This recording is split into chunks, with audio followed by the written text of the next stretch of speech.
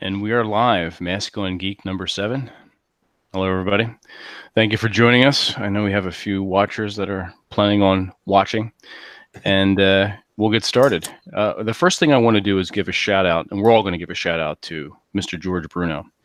And we're talking about coffee.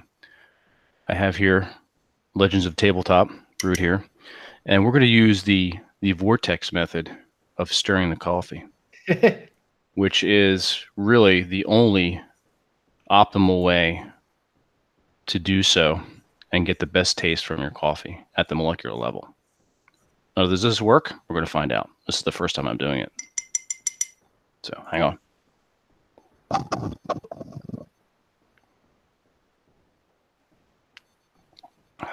Yes, I go out, bulk buy chopsticks, and use the Vortex method. See this? Remember this. Do this. Don't ask questions. Just do it. All right. So we have a special guest with us. We have Matt from... You want to go ahead and give your credentials, sir? Well, commonly I go by Matt Freemat. I live in North Alabama, and even though I tell everybody I live in Little Somalia, because if you love liberty, or if you love libertarianism so much, you should move to Somalia. I'm a veteran of the U.S. Navy. I participated in counter-drug operations for 2 different sets of deployments, and the experience I had, and I guess the growing element of it, I learned more about personal responsibility and personal accountability, and I started thinking about my own life before I wanted to stick my nose in other people's. Gotcha. That's a formidable resume, sir. Rob, you also wanted to give a shout out as well? Yeah, I wanted to say a great big thanks to George Bruno for basically pimping us out on his Daybreak show and on his Twitter and on his live cast that he did yesterday. I've been following George on YouTube for a couple years now, and I found him based on a beard video. I was looking for some stuff on to do beard grooming, and he showed up for me, and I kind of I liked his demeanor. I liked his style. He's very down to earth, very chill. And so there'd be times when after I watched that video and learned a few things, I'd watch some of his other stuff, and there was some that he was doing where he was just sitting like out on his back porch or his balcony or wherever the hell he was in his backyard. And he was having like a cigar or a pipe and having a glass of scotch or something.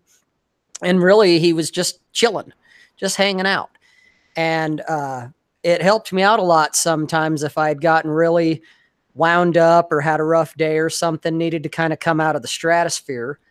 And so I would come home and turn that on and just kind of sit there and watch George do his thing. And even my ex-girlfriend was like, "What are you watching?" And it's like, "I'm watching George Bruno, man. The guy he's awesome." So thank you, George. I'm going to be lighting up one of my favorite cigars in your honor here pretty soon, buddy. Cool. This is the Oliva Series 5 Milano Maduro. Very good cigar. Got a little bit of a chocolate afternote to it. So that's coming up a little bit later. Excellent. And yes, George, thank you so much. TJ, anything you want to start us off with? Yeah, just want to say thanks. Just wanted to say thanks, George. I'm just zenning out right now. He would know what to talk about. And thanks for letting people know about the show. Like you, I'm also a big pipe fan. So yeah, I did want to talk about something that I came across. It's not new. It came out 2 years ago, and it is a YouTube video. And it's actually, when I was Googling masculine geek, it's the first search result that you'll see when you click masculine geek in the search tab. And it's concerning a critique of the show Big Bang Theory. And I did not ever watch that show. I was never a big fan of the show. I had friends who watched it frequently.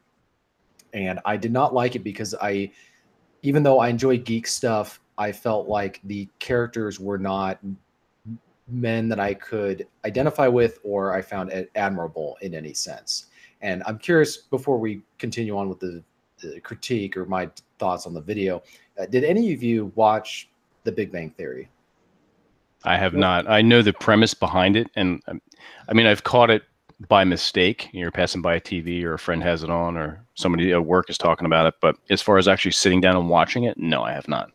I caught it on the over-the-air television when I used to work at a chemical plant, and it was usually on the reruns, even though the newer ones were played on the network television. But I want to say, I'm not saying they had a jump the shark moment, but it started dragging on me when I decided, that's even better, but decided to lose weight. And I started noticing that these people set bad examples and rested on bad behaviors. And it's kind of telling men not to do the right thing. And I'm not jumping on a bandwagon as a new guy to agree with someone. I just honestly think they did a bad job. The characters did a bad job at being men. Right, right. And that's part of the critique that even the person who made the video, you can go watch it, and I'm going to go do a summary of it. The central thesis of his point is that this show made fun of the main characters for not living up to what we would call traditional masculine qualities, but he calls them, I'm not kidding, he uses these terms, hegemonic masculinity, and then he used the term hypermasculinity. And really, I'm going to use, this is how he defines hegemonic masculinity. Socially constructed idea of manhood that is about physical strength, dominance, and, quote, suppression of emotions, and heterosexuality. So apparently, if you're a man and you're sexually interested in women, that is and you want to procreate and have kids, that's a social construct. That's not something you normally would want to do, apparently, according to this. And then the other one is the hypermasculinity is aggressive competition, sexual conquest, destructive or risk-taking behavior, fighting, reckless driving, or heavy drinking, and obsessively anti-feminine. And like I said, a lot of these traits are not good, you know, reckless fighting and drinking, and we've discussed this before. But the YouTube person who's narrating this critique is saying that in order to prove themselves, the main characters engage in toxic masculinity in the form of denigrating each other and also being anti-feminine. But of course, he defines femininity in the examples he gives is when they are mocking their girlfriends when they want to watch Sex and the City. So apparently a feminine trait is wanting to watch a show about women having casual sex in New York until they're in their 40s. And then also when the girls want to do girls' night out, that's considered to be a feminine thing to do. They don't make fun of, oh, and then also there's one of the characters who's made fun of because he puts on an apron and is cleaning the house. So engaging in traditional housework that's considered to be traditionally for women. And so this is really important for us because we're about masculine geeks, and we've discussed this on the show before. Men who denigrate other men are not engaging in masculine behavior. That is not a feature of masculinity. And as I've noted in the last episode discussing Jack Donovan's book, A More Complete Beast, deconstructionists will only come up with a definition of something that they're attacking, but they won't talk about it in a positive sense. So not that I can recall throughout this entire video does this man who's attacking masculinity define it in a positive way. So he says hegemonic masculinity, he talks about hyper masculinity, toxic masculinity, but he doesn't say what masculinity is. So he's throwing out all this jargon, this bullshit jargon, and right. Not actually describing it. Right. And he's also, it leads to the question of what should men aspire to be, and they never want to give an answer. This is stuff that when I was mulling over this video and thinking about the American Psychological Association's recent guides on young men and men, is they don't want a clear definition of masculinity, because if there was an objective standard, men could go seek out and prove themselves as men and gain. That's really what's about, is men gaining security in their masculinity, because it's got to be earned. You are born a male, but becoming a masculine man requires effort. They don't want men to ever achieve that, because if they do, they gain confidence and they are become, as we've talked about, they're harder to control. They are harder to control. But if they're insecure men, then they're much easier to manipulate, because they're not so self-confident. They're not self-certain. They don't have that aggressiveness, because if you're insecure, you don't really take action and you lash out at other people. And so the other thing is, let's compare this show, The Big Bang Theory, a show about unmasculine men supposedly trying to achieve or supposedly being mocked for what this person describes as toxic masculine behavior. Let's look at Band of Brothers, where you have a group of men who are assertive, they're domineering, they're aggressive, they're violent, they're risk takers. And yet, what is the show genuinely about at the end of the day? It's about a group of men bonding and building friendships and caring about each other in a war. And so where is the toxic masculinity? And getting the job done. And getting the job done. So, but they are given an opportunity. Unlike the men in The Big Bang Theory, they had an opportunity to prove themselves to each other by taking risks, right? When one of the men would go out and grab the other guy who's wounded and pull him off from the front lines, or they would go AWOL from the hospital even though they were wounded, because they didn't want to get transferred to another unit. They were proving themselves and proving that they were loyal, and they were demonstrating their honor to men that they cared about. How do men in modern society do that? Clearly the characters in Big Bang Theory don't know. They don't know how to build honor with one another. And so, and if you look at them, they're not masculine in the sense that they have no gravitas. They have no, you don't take these guys seriously. They have no presence. Yeah, they're catty, they're sarcastic, they're passive aggressive.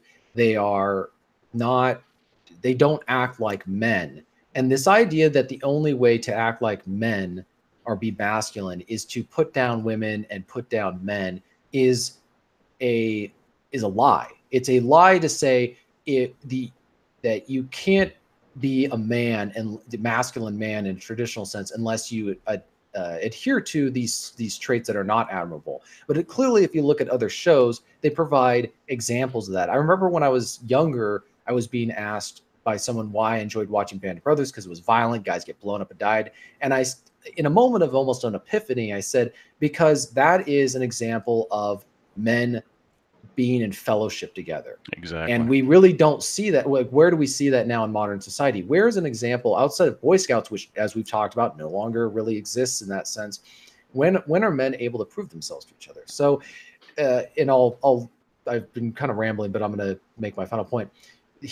This is all about rhetoric. So they're using all these rhetorical weapons to attack masculinity. And it really comes down to two concepts or two phrases that I would use to attack this video. Masculinity is good. Men should be masculine. And you don't know what masculinity is, because they never define it. They never explain what it is. It sounds like they were engaging as of lately, the word I'm looking for, they're hitting a sounding board for using SJW terms and slogans and stuff that I guess you're looking for a piece and you want to throw something together and virtue signaling, I guess, trying to virtue signal and try to get kudos from somebody. Well, right. How do you build and bond with another man in a society where you have fewer and fewer opportunities to do so? And also, if you're a geek, there's not as much. You can maybe do bonding through I would suppose through board games and all this other stuff. but there's also got to be opportunities to do that in a sense that is risk taking, and this idea about competition and assertiveness. What else I found interesting about this video that we would want to ask, he doesn't answer it, but it's not even brought up, is, are these traits, risk-taking, assertiveness, dominance, are these traits that women should also not exhibit?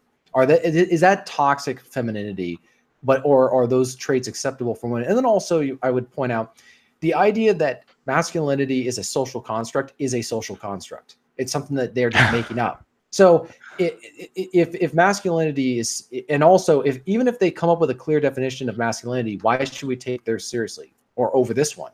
Why should we reject the traditional, ancient, classical concept of masculinity as the Greeks and the Romans would see it? Why should we replace that with something from a man or from people who just, why? From some random stranger who put them in charge. They're almost acting as priests in a religion or a cult, saying, if you want to be a real man, you need to listen to us. Well, what do you know? What would you know about this? And he linked in his video that you can go look in the links below his video. He links to a book about patriarchal stuff written by a woman. Of course. It's appropriate. Here's the thing. Here's where you apply the same standards to men. It would be inappropriate for a man to write a book called The Way of Women and outline I understand that I have my beliefs about the not tactical virtues, but the traditional virtues of a female that would make a woman feminine. But it's not my place to be writing a book on that, because I don't know what it's like to be a woman, because I'm a man. And that's where it gets really ridiculous when we see these books being written by by women about masculinity and what patriarchy is and what it means to be a man, and it all being social constructs. You just got to throw it away and say, no, you're just making this stuff up. You're a liar. Yeah. No, that's completely ridiculous. It sounds like two things I wanted to bring up, and I wasn't trying to steal the angle there, but you mentioned several things that scream like a positional bias. It doesn't sound, and I'm not saying that this person sounds like a more of a person trying to do research than they are trying to be I'd say a neutral party, doing research. And it feels like this or doing a story, and it feels like this person's doing research, but they're purposely leaving I guess the cherry picking data, and they're putting together what I guess is convenient to whatever position he's trying to signal to. And I'm not just saying he's virtue signaling, but I've seen a lot of that stuff lately, and it seems like either two parties. You got, I'm trying to kiss up to the SJW types, or bro science. And I know you've had to run into bro science, but you had to pick one or the other. And I was like, can we not get some decent enough data? Can we not get an actual study instead of having somebody who is a humanities professor, and this is personal standpoint, run into somebody who was a humanities professor who never did any research? It just seemed a little empty. I've seen stuff like that, and for what you've told me in the little, I'm not completely sure if I've seen that video, but if it's like, if it's like some of the other ones I've seen, I guess people were trying to whip up content and trying to signal to a group, and that's all they could bring. I guess it's tried and true methods, tried and true research. The numbers, I'm trying to think of the 77 cents on a dollar number. Right. Trying to think of the rate number. Was it the campus rate number? And I forgot that. Yeah, which was higher than like the African nations, where there's just on a genocidal scale of rape. They're claiming that the college, it's 1 in every 4 women. but people bought it. I mean, and that's the thing is they're adhering to that very classic line of, if you're going to tell a lie, tell a big one, and repeat it often enough to where people will believe it. And I found that you don't argue with them about the point. You have to rhetorically, and this is where the geekery from our side comes in, is understanding how to combat people who are arguing these points. Well, they'll talk about toxic masculinity. They'll talk about hyper masculinity. They'll use all these terms, and you just say masculine. It's good for men to be masculine, or I would even say assert myself and be domineering in the conversation by saying men should be masculine, and you don't know what it is. And that puts them in the defensive position of saying, oh yes, I know what masculinity is. And then you say, well, what is it? And then they have to define it.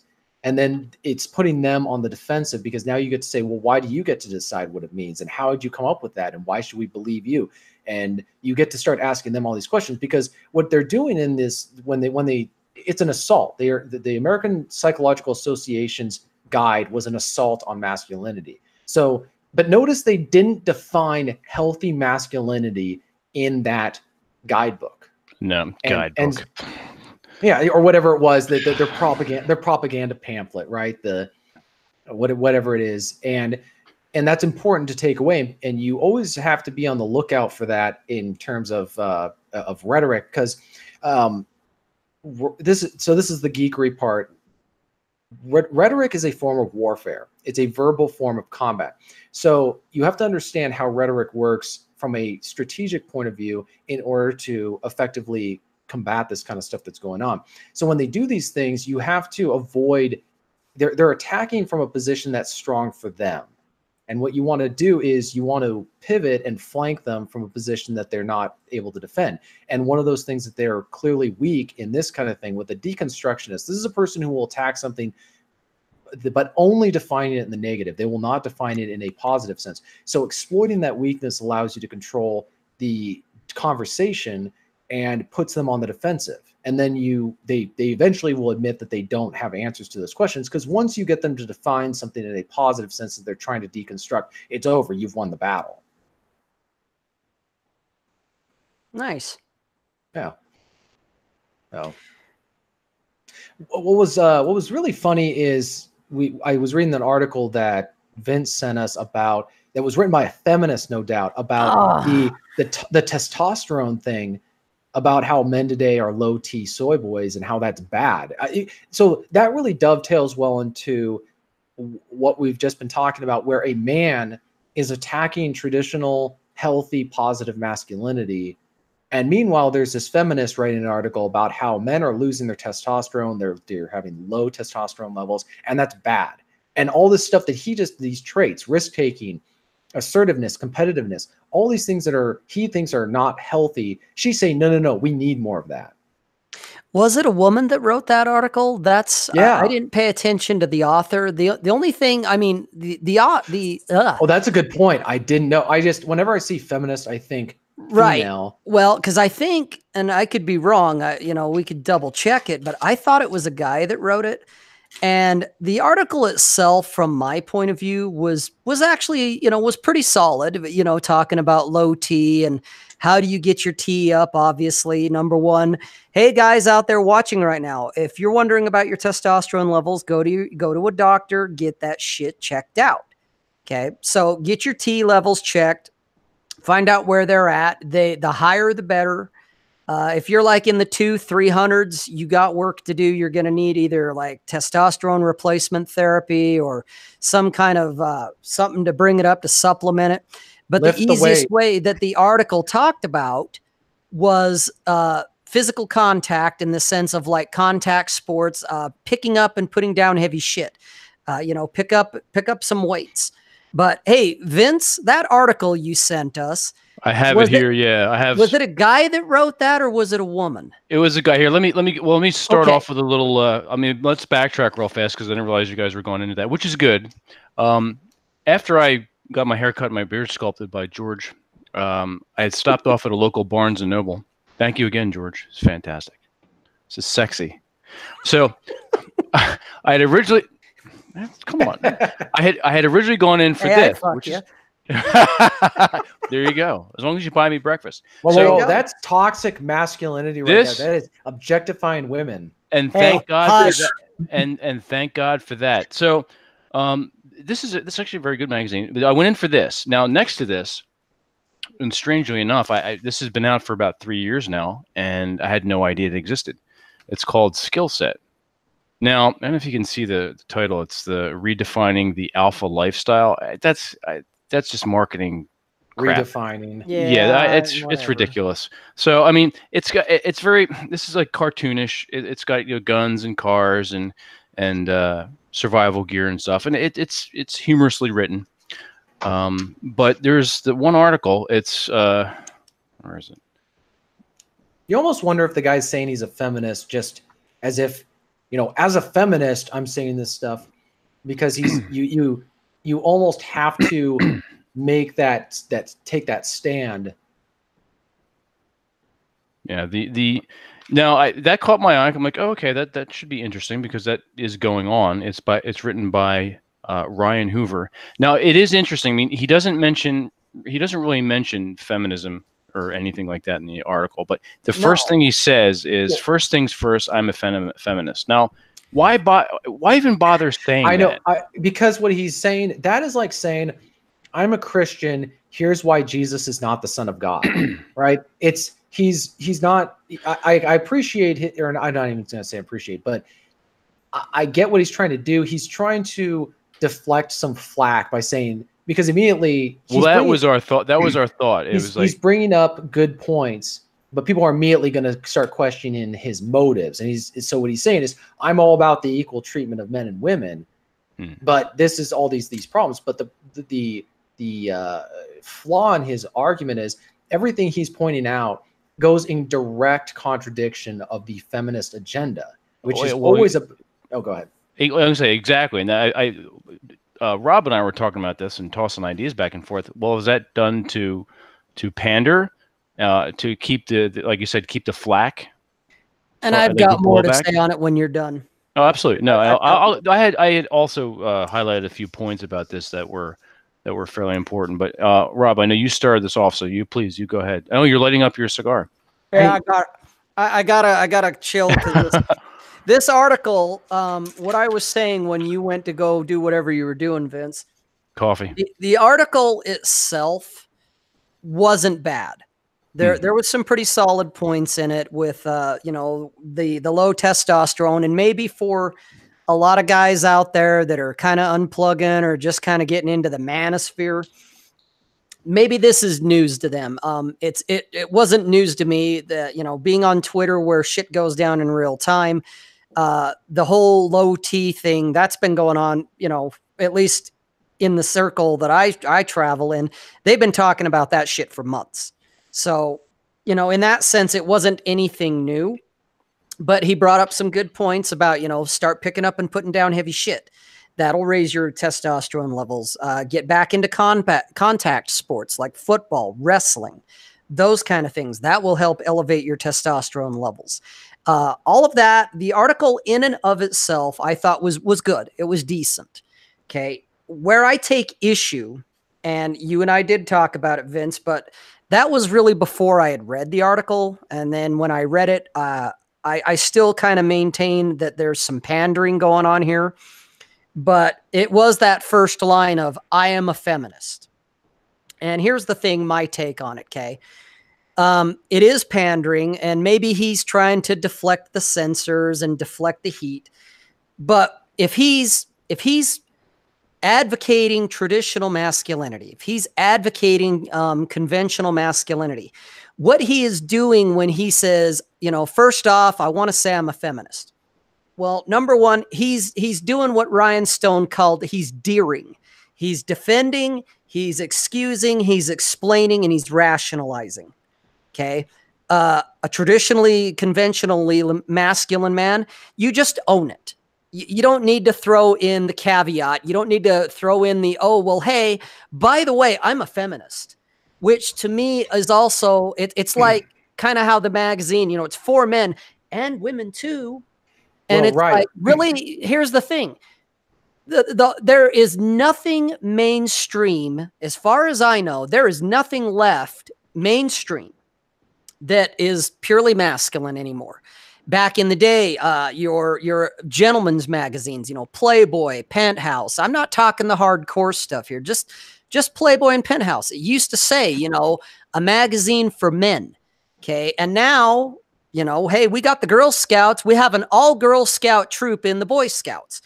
There is no mainstream place left for masculinity. There's some subcultural stuff, motorcycle clubs, a few other things.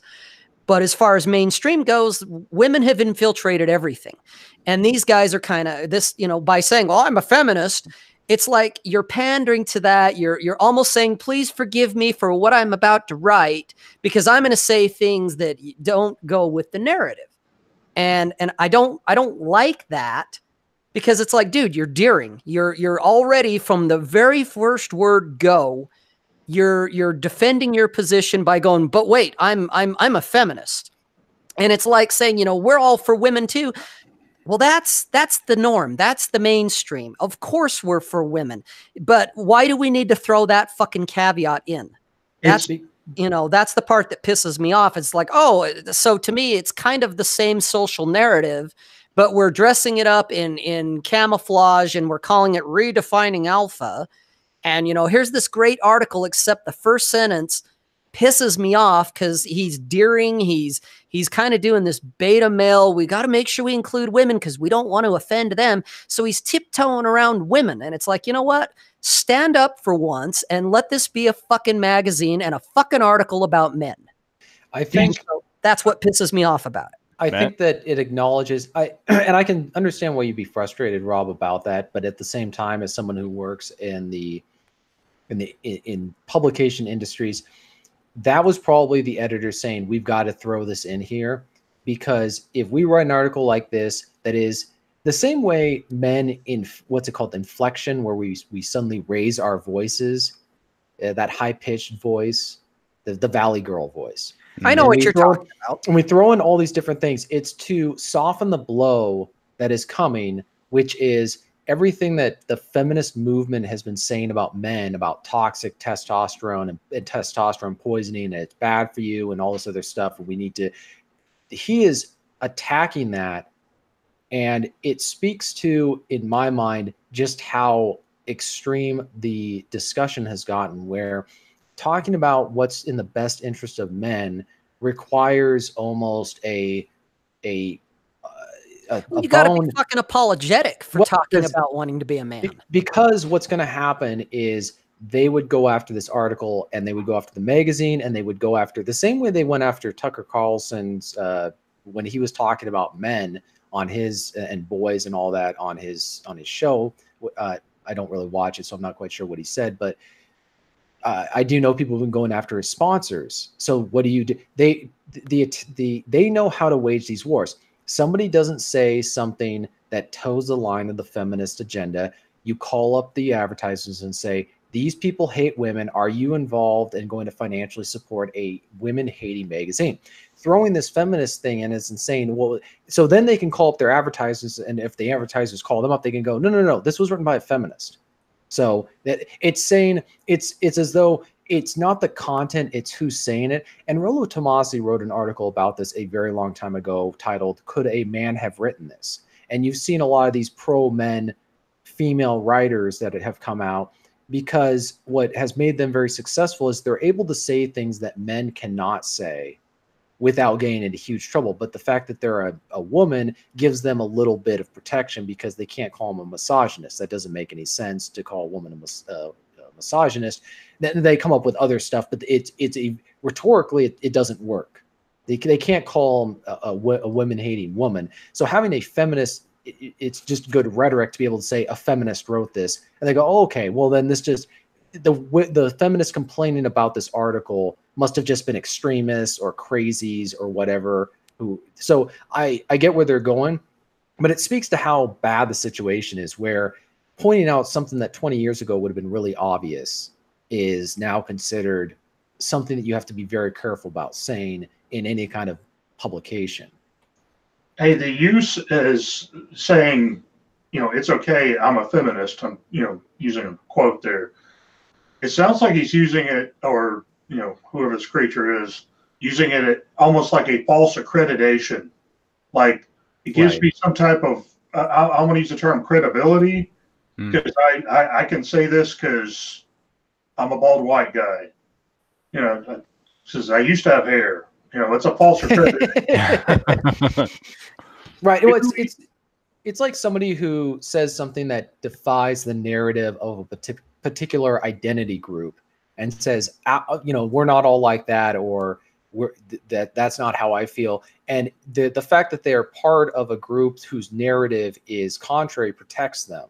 So when you have these females that are critical of feminism, they get to hit that sweet spot. I know the author of this article was not a female, but describing himself as a feminist, it puts them in a weird spot because they can't explain how this is anti-female, because all he's talking right now is about positive in the sense of looking out for men. But he's hitting a very bad spot as far as the feminist agenda, because they can't tolerate or brook any dissent. They can't have it where their narrative is, if you disagree with us, you are the enemy, you're evil, you hate women, you hate equality, we can't tolerate hate. Like, these are all very effective rhetorically to deal with.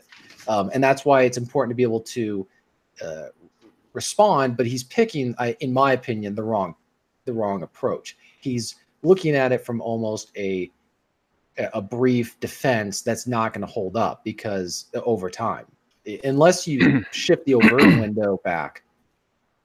Oh, go ahead. No, I'm sorry. No, I was actually clearing my throat. And I actually thought I was muted, so I apologize for the loudness of the throat clear. Yeah. So I guess for geeks, and going back to the whole Big Bang Theory, my thought is, if you want to have a show that was going to show masculinity in a positive sense, what you would have is these men being geeks, but then as the show progresses, they start doing action-oriented things, or they go through conflicts with each other in which they resolve that conflict in a way that shows maturity. They help learn how to deal with each other's disagreements. Well, that's interesting you say that, because in the article, take these off because I actually can't see. I can see, but not to read with them. He was saying that the problem is not so much a lack or too much manliness. It's men aren't manly enough. He says, let's back it up. There's the overall concept of too many masculine influences is one that we can take head on right now. According to Statistica.com, from 1970 to 2017, there has been an increase in single mother homes of 328%. Additionally, menteach.org notes that male teachers at the elementary and middle school levels make up less than 20% of school faculties around the country. Over half of all teachers in China are male. Why does this matter? Well, if the problem is too many men, too much masculinity, too much machismo, too much competitiveness, too much aggressiveness, and too much testosterone poisoning America's boys, why do so many boys have so few male influences? Which begs the question, well, if men are, as people say, masculinity is toxic, whether you're a geek or not, where is this coming from? Or apparently men aren't teaching that. There's a lack of positive male role models. There's no men making other men. And he goes on to say that at no time in the history of mankind, can you still say mankind, has it been more acceptable to be whatever you want to be. Societies as a whole have become incredibly tolerant of people struggling with their identities. However, when it comes to being the archetypal male figure, great efforts are being taken to shame, demean, accuse, and cast out those who are simply doing what is natural to them. Simply put, this has to stop. Now, you talked about picking heavy things up, putting them down, and the camaraderie and the group, boys, men, coming together and doing things together. By the way, I just wanted to throw out what he just said was absolutely devastating. This is why he had to soften from the get-go. Oh yeah. What he said, he is attacking another important thing, and I cannot remember who cited it, but Jack Donovan was talking about it in his book, The Way of Men, which if you haven't gotten, it's an incredible book. And he's quoting someone who was making he was identifying a movement and a philosophical mindset that nothing that came before a certain time period, I think he said the 1960s, was good. Everything before that was bad. So everything afterwards represents progress away from that. So the narrative is that we're getting better as a society. That's where the progressive kind of mindset comes from. So to say that we are doing things wrong now and that the change has been bad is attacking the narrative. And pointing out that the lack of men, the male associations, the lack of male teachers, the lack of fathers and all that, it's pointing out that the disaster that has been many of these different programs, these many agendas and all that other stuff. And of course, for example, with feminism came in, the first wave was say the early 1900s or whatever, but it really came into effect in the 60s with second wave feminism and Betty Freeman writing her book, The Feminine Mystique. The whole idea is that kicked off women's liberation, and we've gotten better as a society, but now men are not acting the way that they used to, or they don't know all these different problems that didn't exist before. Yeah. I'll let you go. I have another thought, but I'll hold on to it. Yeah, I'm just going to finish up here, but this is actually very poignant as well. Football, wrestling, MMA, boxing, shooting, and hunting are labeled as too violent or dangerous. These activities are not conduits to violence. They are quite the opposite. In my experience, people who are immersed in hard and sometimes risky physical activities have a much greater appreciation for the decisions they make. They understand the consequence of throwing a punch, hitting a takedown, or firing a gun. Since they have done these in controlled and positive environments, not simulated them on video games where reset is an option, they value and respect their lives and the lives of others because they understand life's tenuous nature. Without these activities, without an upbringing which is challenging and daunting and encouraging of self-expression, boys and men are left to believe the way they feel is not only wrong, but also harmful to society. Common sense should tell us all that sooner or later, in individuals and ultimately in society, the results will be overwhelmingly negative. And we're feeling that now. Right. And the example that I was thinking of off the top of my head for me, it's my kill shot. Whenever people talk about, we have toxic masculinity and all this other stuff, and I go, and I say, but you think we've progressed from a previous time in society. And they'll especially talk about it whenever you hear, and this is something that you can all adopt, and you don't have to attribute it to me. But when they point out, not that I am the only one to notice this, but when people point out school shootings is toxic masculinity and hyper masculinity and insecure men and misogyny, I would simply say, so we've progressed as a society away from patriarchy at a time when there was no school shootings. And yet now we're talking about hypermasculinity causing school shootings. So why did that not happen in the past? Where was all the violence? And I understand that there was more crime back then, but I would also say, well, it's true. I mean, they had gun clubs in school. You could bring your gun to school. Right. So it's astounding to me. Well, it's because they know deep down, I think I'm trying to understand somebody who genuinely looks at our society today and thinks that nothing that happened before was better. The narrative is everything that came before was bad, and anything that came afterwards is good. So to point out that there were some that there were some redeemable qualities, that the baby was thrown out with the bathwater, is an incredibly devastating critique of the narrative. And you simply, as I've pointed out to people, there's no answer. I mean, I could give you their answers, but they're so stupid. I don't want to insult the intelligence of our dear listeners, but there's no answer to that, because they would say, now they might say, well, they were taking it out in other ways. Okay, why are they doing it now? And also it's in certain environments, right? There's not to get on this topic particularly, but it's just notable. It's in specific environments. It's in public schools. It's not at gun clubs. It's not at gun shows.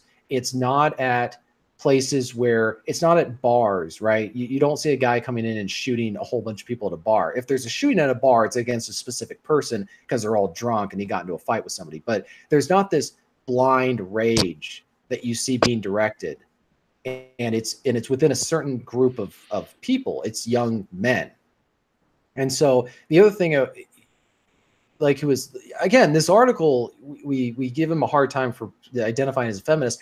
Frankly, I think that I question that, because that a feminist would not write it that way. And from what I read of the article, he's not saying, usually with a feminist, it has to filter through the feminine imperative, as Rollo Tomassi would say. How does this serve women?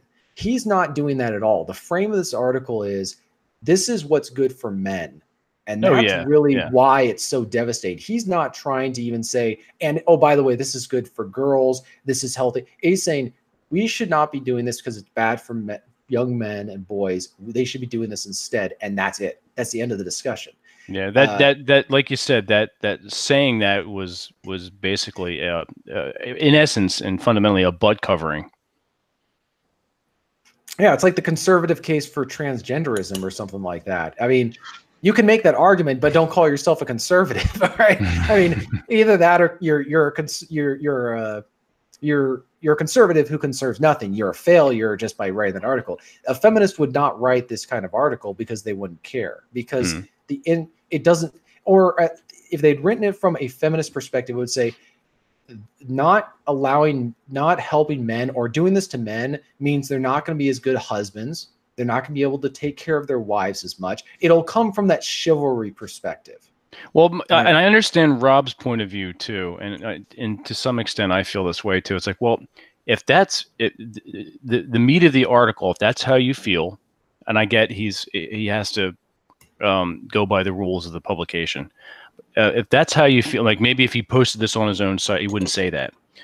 But if that's how you feel, and that's what you mean, you own it, and don't add that butt covering there. It's like, because that's part of right. Not demasculating men. Just don't do that either. You're paying for the consequences anyway. You're suffering the consequences. You might as well just own your shit.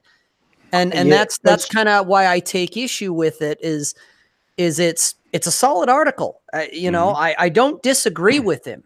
It's just that part there that I mean, I get it. I from an academic standpoint, I understand. Thank you, TJ, for explaining the publication side of it, as I wasn't aware of that. I didn't think of that. And so I could see that. I could. But just if he is a masculine man and he's trying to explain to other guys to help them raise their masculinity or become more masculine, to me, that you're kind of missing the mark when you start off with, I am a feminist. Because to me, it's like, okay, if you got kind of like the third rock from the sun or the Big Bang, you got these geeks that are trying to figure shit out. They don't know their head from a hole in the ground, and they're trying to be masculine. But then you give them this magazine or you give them this article, and the first words are, I am a feminist. It's feeding the narrative. And like I said, I get it. Okay. But you may be sending a conflicting, confusing, or the wrong message to these young upstarts, these young guys that have no fucking clue what's going on. They're trying to figure it out. All they know is, man, I hate myself. I can't do anything right. I can't get laid. What do I do? Oh, hey, here's this magazine. Oh, I am a feminist. And it's kind of, if you haven't unplugged, in my opinion, this is just me thinking, but if you haven't really unplugged, if you haven't taken the pills, so to speak, you haven't seen this in front of your face, it's almost more of the same. It's, oh, okay, well, oh yeah, well, he's a feminist. Well, is that a good thing? That must be a good thing. And to me, it's kind of sending the wrong message, because it's like, okay, so do we have to preface everything we say? Because he's almost apologetic. Yeah. I am a feminist. And it's like, hey, wait a minute, guys, I'm a feminist. And now I'm going to talk, masculinity. And it's like, you know what? Own it.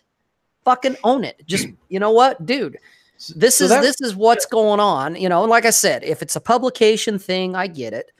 But it irritates me because it's still kind of pandering to the feminine imperative. It's still kind of bending the knee to a degree. It's still saying, oh yes, but you know, we don't hate women. You know, it's we have to include the women in this. And it's like, why? They're fucking included in everything else. So if this is about men and for men, then let's make it about men. Let's not throw clauses in. Let's not throw exceptions in. You know, this is the men's club, and ladies, if it offends you or you don't like it, go pick up a magazine from Oprah. Hey, you know? I had a weird question for you guys. Food for thought question.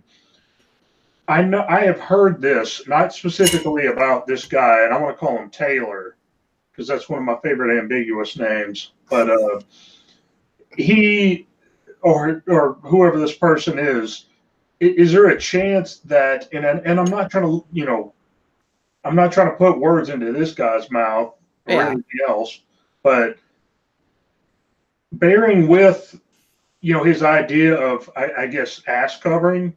Yeah.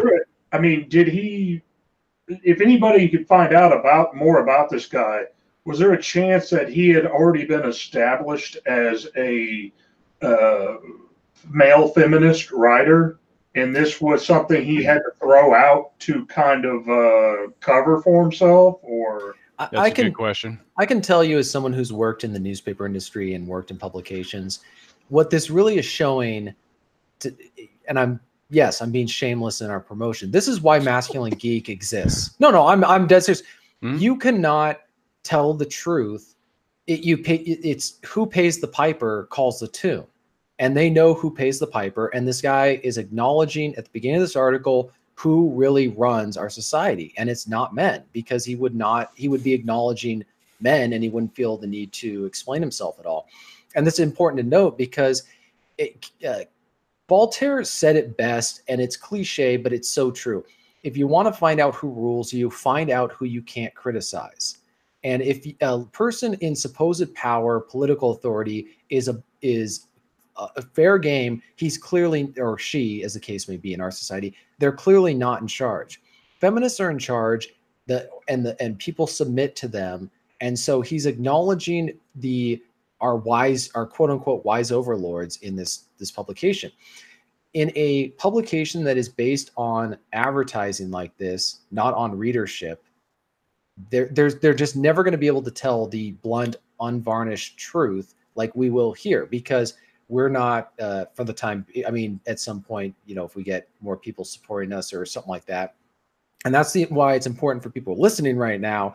If you like what we're doing, spread the word, because this is going to be one of the few places where you're going to hear straight talk, real talk on these issues. You're not going to hear about them. And that's probably the biggest flaw, I would say, with mainstream media publications. Even when the writer knows their writing is not what they're writing is not the full truth and not the complete truth, they know it'll never pass. It'll never get published. Fred Reed talked about this as well when he was working in newspapers. You can go to his website, fredoneverything.net or .org. I think they changed the URL, but he talked about this working in newspapers. He interviewed gang members who told him blunt talk on just a cop and urban city relations, and he couldn't publish those quotes. He couldn't tell it like it was because it would just never make it through. There's just certain things that you can and can't say that that's why he started writing his column. And that's why we do what we're doing here, is because we're able to say this stuff that they can't say because they'll get attacked. Their advertisers will get pulled. I mean, look what's happening to Tucker Carlson right now. His advertisers are being targeted and being attacked. Duck Dynasty, that one guy, Phil Robertson, said stuff, and every single time anyone tries to say anything remotely against the narrative, they know what to do. You go after the money. You go after you hit them financially. You take their bread from them. Yeah, you take their bread, which is, in my opinion, the most disgusting and repulsive way of answering. It's somebody makes an intellectual argument and you punch them in the face and then think that you're making the point. So that's why this live stream is so important. We will talk about things that no one else in these magazines will be talking about because they can't. It's just the way it is, and we are fortunate to be able to do this. But that's why he's throwing this bone to the feminists, because he knows they are not going to risk having the magazine financially destroyed in that sense. Now, granted, I think Rob is also true. If you're gonna go all the way. Don't don't do it in this like this butter knife thrust against feminism. If you're going to hit them hard. And also, if you get attacked, you don't apologize. Fuck you never, no. Yeah, you never apologize. But that's the danger of doing this stuff and I think this is a separate criticism of that sentence, is he's showing weakness. He's showing vulnerability by saying, guy, he's indicating that he is fearful of criticism, or at least the magazine is. Now, the appropriate thing, if they were ever criticized for this, is to hit back as hard as you can. Say, why do you hate men? We're trying to help men. You hate them. You don't want them to succeed. You are part of a culture of hate, and we aren't going to tolerate that. And if their advertisers do that, they should make that part of their publication to say, we stand for men. They're going to get new sponsors from people who just don't care. Yep. From people who just tell them to go take a hike. And for no other reason, they know that the people who butter their bread are people who support the kind of stuff that we believe, right? You find sponsors who are going to also have a backbone. I think that's also, this is not separate. I guess you could call this geek culture, but if you're going to set up a business that's going to engage in this kind of discussion or controversies, pick sponsors and advertisers that aren't going to buckle under when they get called out or attacked by feminists. In fact, pick ones who you know are going to fight back, and that you think about that when you go into doing your business model. Yeah. And while we're at it, real quick, where TJ was talking about how, this live stream's important because we're kind of giving the unvarnished truth, 100% agree. But I wanted to add one thing, and that is for the viewers out there, for the replay viewers, make sure you hit the like button and subscribe if you haven't subscribed. Okay. Yep, and hit the right, the little bell, the notification bell. To get the notifications, and share this with someone you think that could benefit from it. Yes. Right. Oh, and it's the hour mark. I just want to go ahead and do another little commercial. This coffee that I was drinking, that I was using the Vortex method, stirring method on, is it's Legendary Brew from Legends of Tabletop. Now, Legends of Tabletop is I guess there's a cross pollination between Masculine Geek and that site. My friend, brother from another mother, and business partner John, we have this gaming review, live actual plays, all kinds of different geek reviews on this site, legendsoftabletop.com, Legends of Tabletop. I think that's our Twitter. And then this is our coffee that we have, and it's just fantastic. You need to go ahead, hop on over to legendsoftabletop.com. You can see the sponsor, this here, and you can get free shipping. And if you use the code LEGENDS10, you'll get 10% off. This is amazing coffee. You'll love it. You don't have to get the whole bean. I prefer whole bean and grinding it myself and then using a French press. Sometimes in the morning you don't have time for that. You can buy the course or the drip. And then, or you know what, here's an idea. Buy 2 bags, okay? You have one whole bean for the weekend where you can leisurely, in a Zen-like fashion, meditative fashion, French press this, delicious. And then you have the other ground. So in the morning when you're in a rush, you have that. So 2 bags. Head on over there and get yourself some. That's our little geek side discussion. I just lost the whole train of thought there with that. I'm sorry. No, it's fine. Where are we? Going back to the Big Bang Theory show, because I think, ironically enough, to give the author credit, I'm not quite sure what you call someone who does a video, the person who made the video, he raised an interesting point. These men these males were not masculine men in a traditional sense, but even if they weren't in what you would describe as a toxic sense, he's not masculine. They're not masculine men. So what would the show have done that would have adhered to the masculine geek perspective? And what that would have done is having them develop through conflict and resolving that conflict and building their bonds, building trust, and going through, I guess, ordeals in which they prove themselves loyal to each other. Like some sort of strenuous, whatever it is. And it doesn't have to be where they go fight a war. Let's say that they're going on a road trip together and one of them gets lost or whatever, and the other guys say, we're going to go find him, and we're not giving up until we find him, or something like that, where they show, you know what it is? It's because the the men in the show are sarcastic, it doesn't allow for a lot of sincerity and authenticity in terms of. Another thing that our society doesn't either understand or denigrates or it tries to compartmentalize is men showing genuine affection for other men in a non-sexual sense, meaning men, and you see this a lot in war films where just men clearly care a lot about each other. And the Band of Brothers, I keep quoting them, but it's such a great series and it was a good book. But the author of that book was describing how some of these men developed relationships and intimacies that were stronger than that with their spouses later on. Because when you're in a situation, not saying that that had to happen in the Big Bang Theory, but that's the capacity for that kind of thing. So they could build friendships and where they show that they actually care about each other, and in a way that's not trying to be almost hipsterish, where it's done in an ironic way and that they can dismiss whenever it becomes inconvenient or when it gets called out.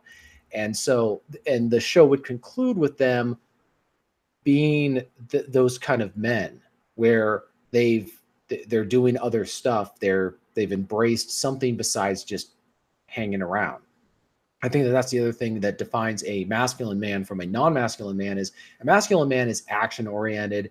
They're driven, they're doing something. Whereas a lot of these sitcoms with the unmasculine men, they're not really doing anything. They're just, well, they don't have a mission. They don't have any goals. They don't have any purpose.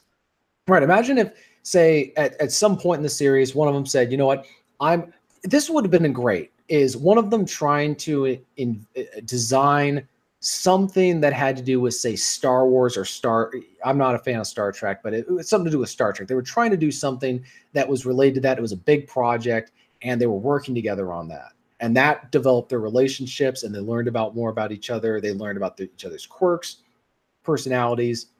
They learned what they're good at, what they suck at, what they need to work on. They struggle. One of them struggles to improve themselves.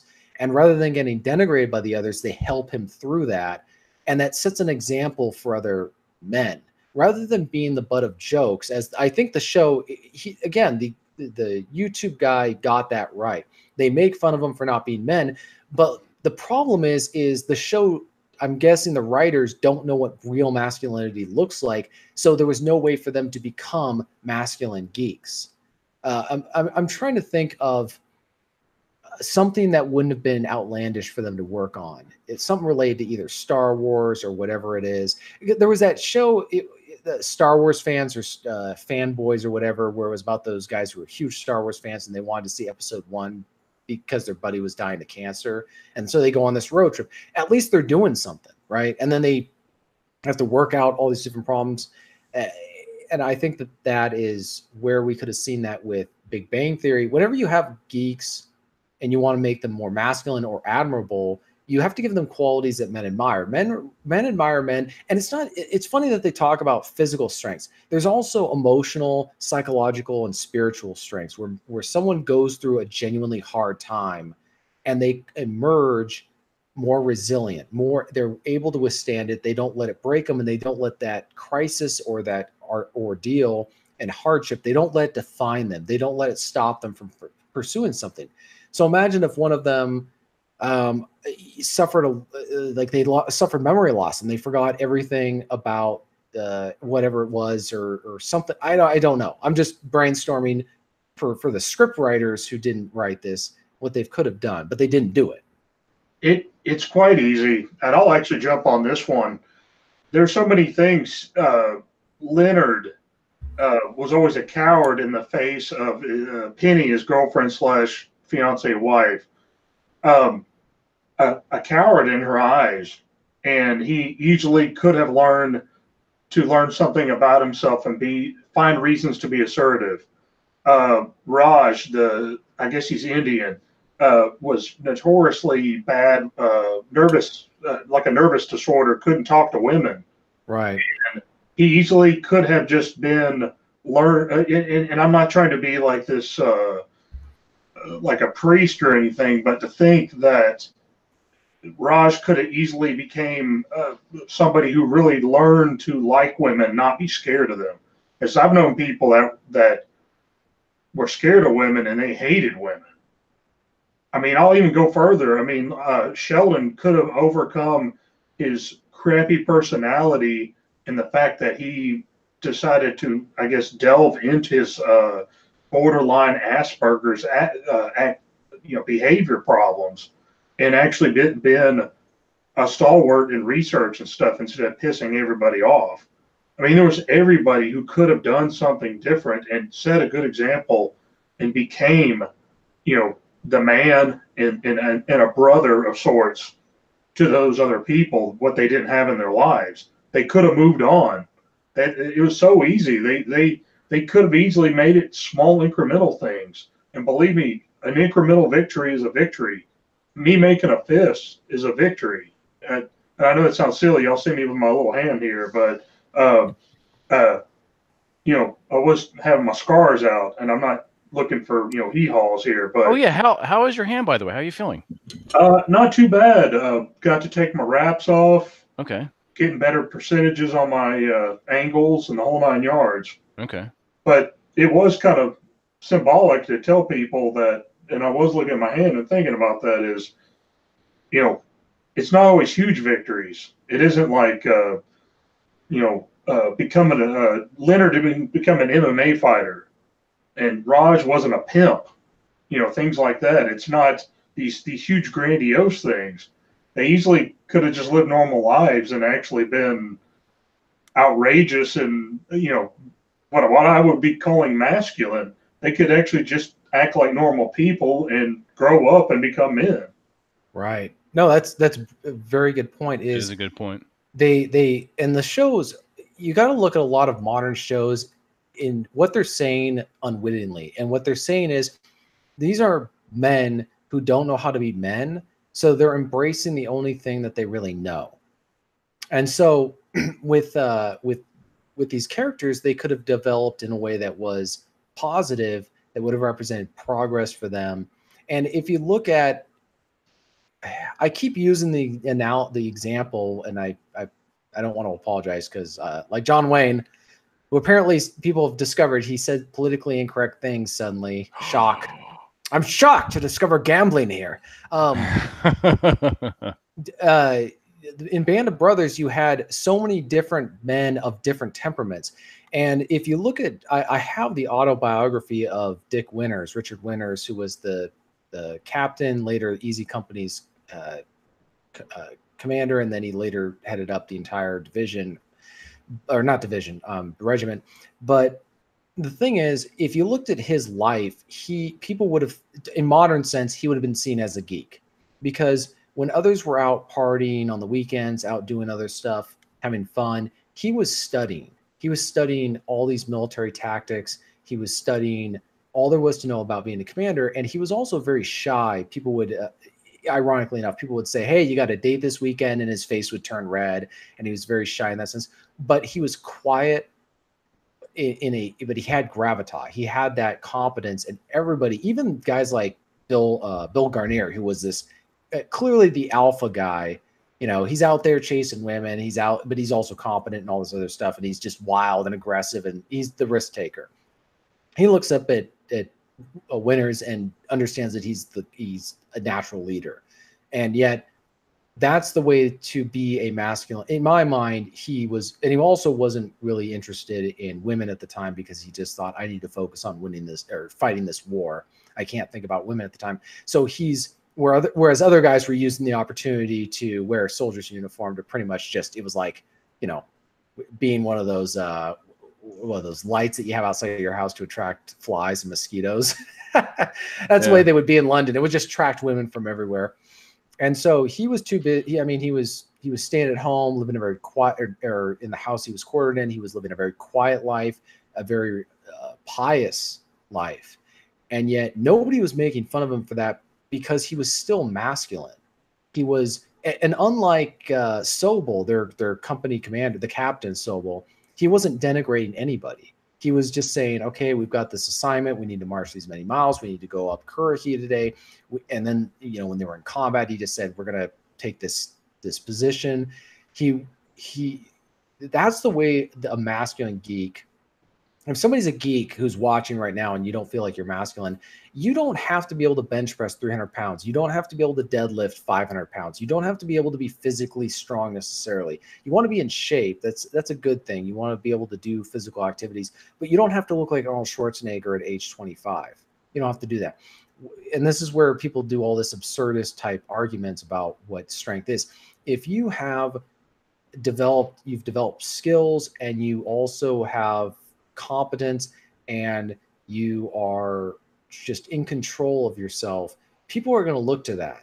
And also, if you don't feel like you need to prove yourself to other people, you're not putting other people down, and you are just you know what you want, and you're going to be pursuing that aggressively, but not in a hostile or a confrontational way. See, people confuse all these different words. They say aggressive, domineering, competitiveness. That's not the same as being hostile. That's not the same as being a confrontational, getting in people's faces, saying, "Give me what I want, or else this happens." That's they're trying to turn those extremes into those other words that you're talking about, like assertiveness is now hostility or dominance. Yeah, right. And you don't have to give up your hobbies unless it involves an anime pillow or My Little Pony. How's your anime pillow doing there, TJ? I sent it to Cappy. He was. It's his turn. It's his turn with the pillow this week. Brings a whole new meaning to bite the pillow. Jesus. For those of you who are brand new to listening to this, don't ask. Don't ask. Or you gotta go back. Just go back to episode 1 or episode 2, whichever one it was. Put your comments down below after the show's over. If you love Star Wars, or you love tabletop games, or you love all this different stuff that's considered geekish, you don't have to throw that away in order to become masculine. And don't listen to anybody who tells you. I think that's the key, is people are going to try to confuse you with their definition of masculinity. And as much as I'm criticizing what other people are saying about what masculinity is, at least we have a working definition that makes sense, right? You want to be strong in a variety of different ways. You want to be brave. You want to be able to take risks. And you want to be competent in something. And you also want to be, I think honor is also a very overlooked concept. You want to be admired by men that deserve to be respected and also deserve to be honored as well. And so that's where people get really confused on how do I prove my masculinity to people. Part of it is also going through something strenuous. So, if you improve yourself physically, or you decide that you have a mission in life that you want to pursue that's worthwhile and meaningful, and you don't feel the need to apologize or explain yourself, just say, this is what I'm doing. Don't be insecure about what you're saying. Let's say you want to do something. For example, I know somebody who designed an entire X-Wing fighter outfit with a helmet. That's kind of a geeky thing to do. If you asked him about it, he wouldn't apologize. He'd say, yeah, I can do that. Can you make one? No. He would be very I don't care what you think. This was a cool thing to do, and I had the skills to do it. I was competent enough, and I don't feel the need to explain myself to anybody about it. And that denotes strength, right? People who are insecure are weak, emotionally or psychologically, because they don't think that they are living up to what they should be. And they're also using someone else as the basis for determining what their life should be like. That's good actionable advice, actually. And that brings me to another point too. And as the title of this episode is actionable advice, Rob and I were talking about that. And Rob, I know you had like a small little, not a soapbox rant. That's extreme, but you had a little something you wanted to say about that. Well, I've thought about it, and I do. I've got what I'm calling, and I'm going to blog about it and expand on it in the future, because I've got actually like 10 or 12 things. But today is a sneak preview, is a little taster. I'm going to give you 3 plus a bonus. And initially I told Vince that I was going to fucking go off. Okay. And it was just, our whole society now is based on the carrot, reward, reward, reward. And for some of the guys out there that are watching this, I like to think we've got a pretty intelligent audience. I hope so anyway. But I'm more of a boot in the ass kind of guy. That's kind of how I motivate. But I am gonna try and dial it back a little bit. I am going to try and dial it back. So guys out there watching this, I want you to understand that I'm coming from a place of love. It's coming from love, you brothers. Yes, I'm doing this as lovingly as I can, but I still might go off a little bit here because some of the stuff that brings me to my little actionable advice is based on some things that I've noticed recently. And so I got to tell you a little bit of a story so that you can preface what I'm going to. When I'm doing my day job, I have a chance and an opportunity when I'm driving around. I can listen to a bunch of different podcasts. Captain Capitalism, Cappy, with his older brother podcast, and his Asshole Consulting is one of my favorites just because he's funny and educational at the same time. And so that's one of the things that I've listened to a lot. But lately, I've gotten into a new one. I'm not going to mention the name of the podcast just yet. I don't know how I feel about it to a full degree. I've only listened to 4 or 5 episodes right now, but I'll give you the good points and then I'll get to where I'm going. So this podcast, when I first started listening to it, I liked his format. This guy, he sounds very professional. He's got a good microphone, good sound quality, which I think, for me at least, maybe I'm spoiled that way, but I definitely like podcasts that don't sound like they're coming out of a tin can. He's got a format that works for him. He'll come on, he's got a little jingle in the beginning, and he, hey, everybody, welcome to my show. And then he plugs whatever it is he's doing, because I know he's an author. He's wrote several books. And so in some of these podcasts I've listened to, he's plugging his books. And then he gives a couple little tips of advice that are really interesting, really good stuff. And then he moves on to a Q&A session, which is pretty much the duration of the podcast.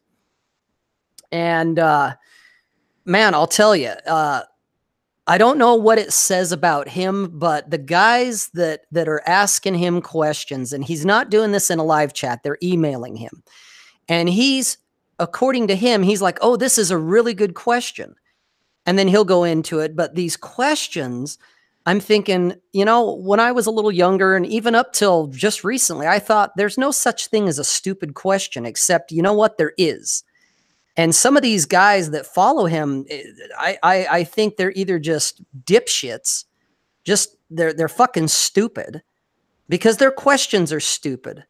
As an example, a guy was like, hey, ma'am, I got this guy at school or at work, and he's disrespecting me. Would it be all right to use violence? And I'm sitting there on that. Well, yeah, I'm sitting there and I'm thinking, well, I guess it, to give defense, to be intellectually honest, maybe this guy's in a country where violence is acceptable. It's sanctioned. Maybe. I don't know. I don't know where this writer, this questioner was coming from. But if he's in any first world country, if he's from the United States, if he's from Britain, any of those kind of areas, any kind of Western Europe, no, the only time you can use violence is when it's been sanctioned. Self-defense, you're in the military and you're going to war, things like that, or, if you want to do that, do what is called mutual combat, go sign up for boxing, get in the ring, go do MMA, whatever. And then it's okay. But to just do it because this guy's, pissed off because this guy called him words. Yeah, there's consequences. And to give credit, the host of his own podcast, he said that. He's like, no, it's not okay. But I'm sitting there and I'm thinking, you really had to fucking ask that? Are you either that lazy or are you that fucking stupid? Or trolling.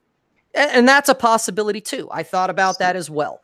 But here's the thing that got me thinking more on the lazy and or stupid side. There was a lot of guys, because he gave their names or whatever their email handle was, Sexy Wampa 1, whatever it might have been. Yeah, you got that reference. Okay, anyway, so Sexy Wampa. Right. So aren't they all? I got exactly. So I got the sense that they're all guys, and they asked a broad range. They covered a wide spectrum of questions, from the violence one to, you know, I'm thinking of taking supplements. What would you recommend? And you know, how do I get to girls? You know, all that shit. They were talking about everything. And what I noticed, though, there was a common theme, and this is my first actionable piece of advice for you guys out there with listening and watching. Every fucking one of those guys asked more or less. The theme was, tell me what I should do. Okay. So guys, if you're just starting out and you're a fat, lazy piece of shit sitting on the couch eating a fuck ton of garbage, damn, you fucking know what you need to do. It's called eat less, move more. Okay. You don't need to worry about, do I do this program? Do I do that program? Get your ass off the couch. You know what you need to do. Okay. So that's what, to me, you know, if you want to be a leader, if you want to, you know, lead your family, if you've got one, or if you want to get into a family and you want to take on that masculine role of leadership, the first part of it is you have to lead yourself. Okay. And that means stop asking other men and women. Stop asking them to tell you what to do. You know what you need to do. So stop fucking asking. Okay. So that's number one. Stop asking other men to tell you what to do.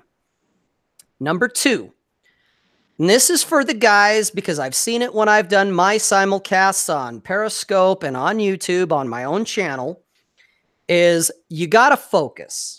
Okay, I'm really trying to dial it back here, guys. I really am.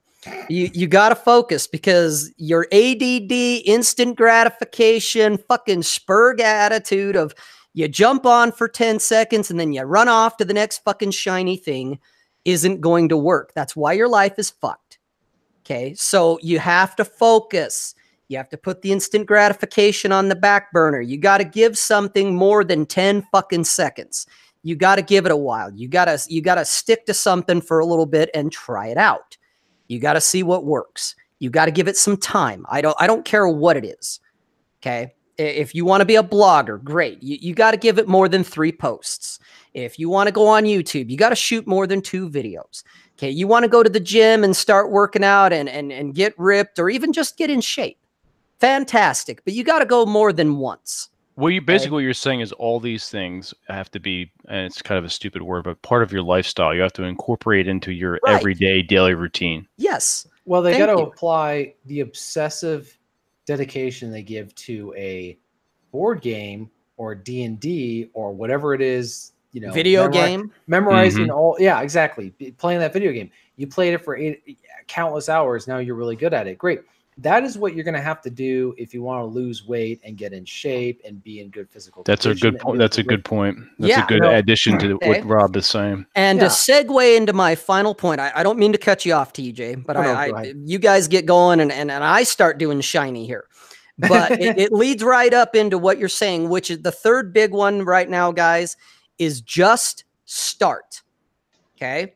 They're going back to that podcast. There was a guy asking the host saying, hey, I'm thinking of starting a blog. Should I, start, looking at SEO and search term optimization? Should I dump a bunch of money? And yet this guy hadn't even signed up for a blog yet. He hadn't wrote one word. Okay. So guys, fucking start, whatever it is. Oh, get outside your house, go for a walk. You want to get better with women? Guess what? You're going to have to go up and talk to them. You're going to get blown out of the water. You're going to get rejected. It's life. Okay. But just start. Okay. I've done a video in the past called Perfection is Your Mental Prison. And guys typically fail to start because either you're fucking lazy and you want someone to do the heavy lifting for you, which goes back to tell me what to do, is it's like, figure it out, man. Google it yourself. Okay. Come talk to me or another guy when you've exhausted all your options. When you've tried and you've been nailing a hammer in it for several months or even a year and you hit a wall.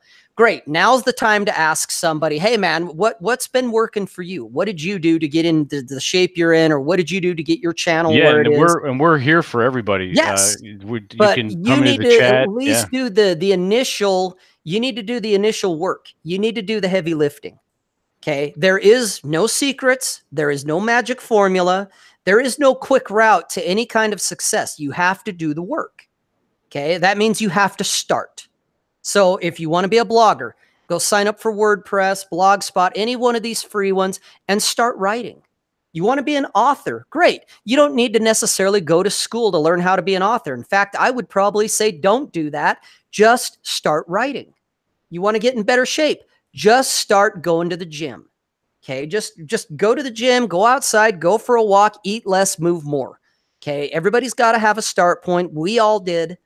So just start. Okay.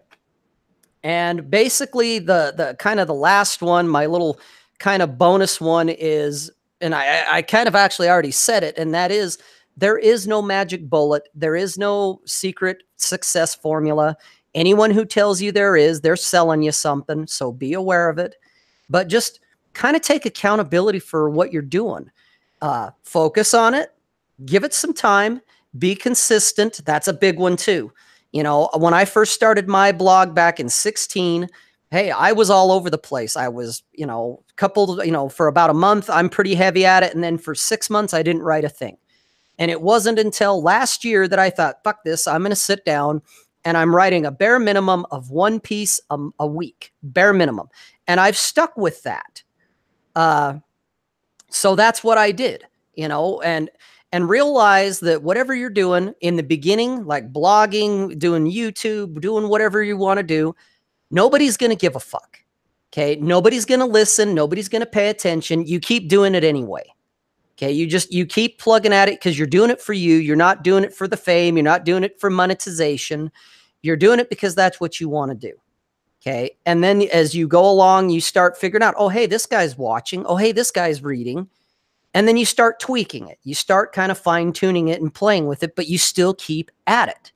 So that's what I've got for you guys right now. And like I said, I'm trying to dial it back because I don't want to beat your ass too bad about it. But guys, my biggest one of all that I've seen all over the place, but it really came home during that podcast was guys asking other guys and women, which to me is probably even worse. You're asking them to tell you what to do. Stop it. You know, well, if you want to be a leader, you have to take the risks. You're going to fuck up. You're going to make mistakes. That's life. At least you got it out there. A shitty podcast or a shitty blog post is better than none at all. And when you try to be a perfectionist, I got to make it just right because I don't want to fail. I don't want to look like a horse's ass. Guess what happens? Mm-hmm. Nothing. Yeah, that was my issue when I first started to write. It was like, well, who's going to listen? You know, read what I have to say? Is this any good? Yeah. You go through all this negative self-talk, and then you think to yourself, well, first of all, who cares? But in order to get to the who cares, my thought was, okay, well, I'm coming up with all this negative self-talk. Why is that the default? Why is the negative the default? Right. You know, so why don't I go ahead and start thinking positive self-talk chatter in my head? And not for anything that helped. Like, let me go with this because that's equally valid. You know, the negative self-talk, that's not helping me. That may be a survival thing. Should I do this? Is this going to kill me or hurt me? But then it gets overboard in mundane things like, well, writing or doing any of the hobbies that you want to do. Should I be doing this? Why am I doing this? Who's going to care? Are they going to laugh at me? Am I going to get made fun of as friends and family? All that stuff goes through your head. You have to throw all that out and focus on the positive self-talk. Go with that because that's just do that. Throw out the negatives. That's crap. That's completely crap. Unless you're thinking, should I jump out of this plane without a parachute? That's probably good self-talk that you want to listen to.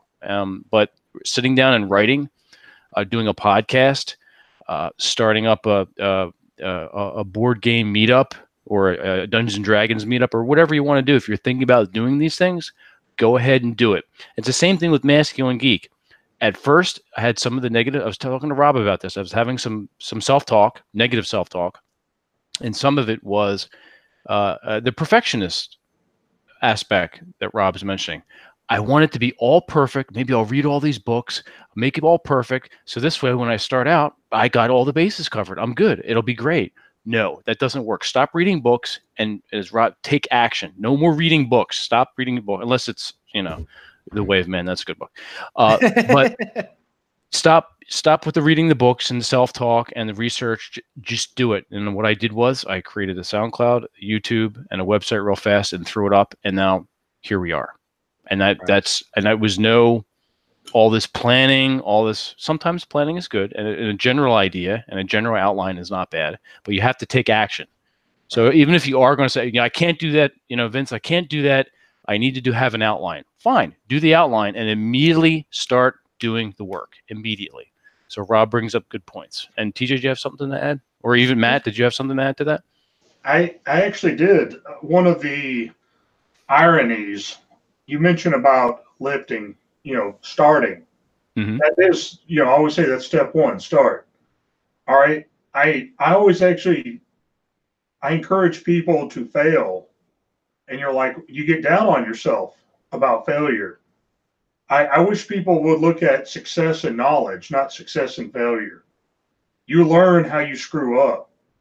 And quite often your biggest crime is not what you lost, is that you didn't screw up twice as much. And that attaining that knowledge or even passing on the knowledge to someone else, say that you don't want to re-engage in that. Teaching somebody else how to do it right, or at least somebody with an allied view. That's the best way I can describe. But for every person who says, how do I get in shape? It is start. And I will say this much. I do encourage every man, and especially guys here, the best way to improve yourself is there has to be a pain. And I use that in quotations. It was me huffing and puffing up and down stairs at a chemical plant job. It's not all about me, but I always tell people you have to understand pain. It was me sitting outside a gym and crying because I couldn't walk through the door. It's sorry. And I was telling people, you have to have pain. There has to be pain. You have to know, and sometimes your pain is your starting point. But starting, putting your shoes on. And I hate quoting Admiral McRaven, the infamous, make your bed. I said, put your shoes on. Obviously put your pants on. Put a pair of pants on and you go jogging. Put one step in front of the other. It's Usain Bolt set world records. You know what that guy did when he was a baby? And it'll surprise you. He picked himself off the ground and took one stumbling step after another. And yeah, you're, part of expression, your fat ass, it's got to do that once or twice. But it really is a start. And yeah, huffing and puffing a quarter of a mile at a time will make you a Navy SEAL. And yes, I'm not making fun of Navy SEALs. I'm telling people the story about a 300-pound guy became a Navy SEAL. Although that wasn't me, but I'm in better shape than I have been. But I always tell people, start, keep going. Absolutely. Yeah, I was going to say as someone who lifts and has for years, I agree with what Matt just said. But also on the writing thing, I've been writing since college, and it's a hobby right now. I've published several books on Amazon, and I've had setbacks. I had one book that was published by an actual publisher, and that didn't pan out ultimately. And so I was having those negative thoughts recently when I was trying to work on the third book to a trilogy. I was just thinking, well, is anybody going to read it? Am I just wasting my time? Going to be doing other stuff? And you not quitting when you face hardship or resistance in some way. If something's difficult, you don't quit. And so for me, this is where you learn to overcome obstacles like that. And knowing that, like Rob has been saying, and Vince and Matt, it's not going to come right away. Anything that's of value takes time to build or create or realize. And so I think that's the other thing that we've lost in our society when we've gotten away from masculinity is the patience. learning to have that long-term vision for something and understanding that if you put in the effort and you keep going and you don't quit, at some point you're going to achieve what's going on. But another example, I don't know if we would call him a geek, but the Rudy from the film Rudy, about that kid who went to Notre Dame and ended up on the football team. He was, I guess you might call him a square based on the film. I don't know what he was like in real life, but he wasn't the most masculine guy in the world, but he just did not quit. He had that indomitable spirit and all those toxic masculine traits that enabled him to be the only football player in Notre Dame history who's been carried off the field. And yet he was this 5'0" 100-something kid who just won over the school and his team and everyone else by his spirit. And so that's really what I think the masculine quality that defines a man, geek or not, is his spirit. Does he quit when things get rough? Does he quit when he faces resistance, when people are pushing back against him on stuff? Or does he keep going forward? So as much as some young men or men need to get beat up, or not beat up, but just yelled at and dressed down and have a come to God moment, there's others who also need the encouragement that if they do this, things will get better.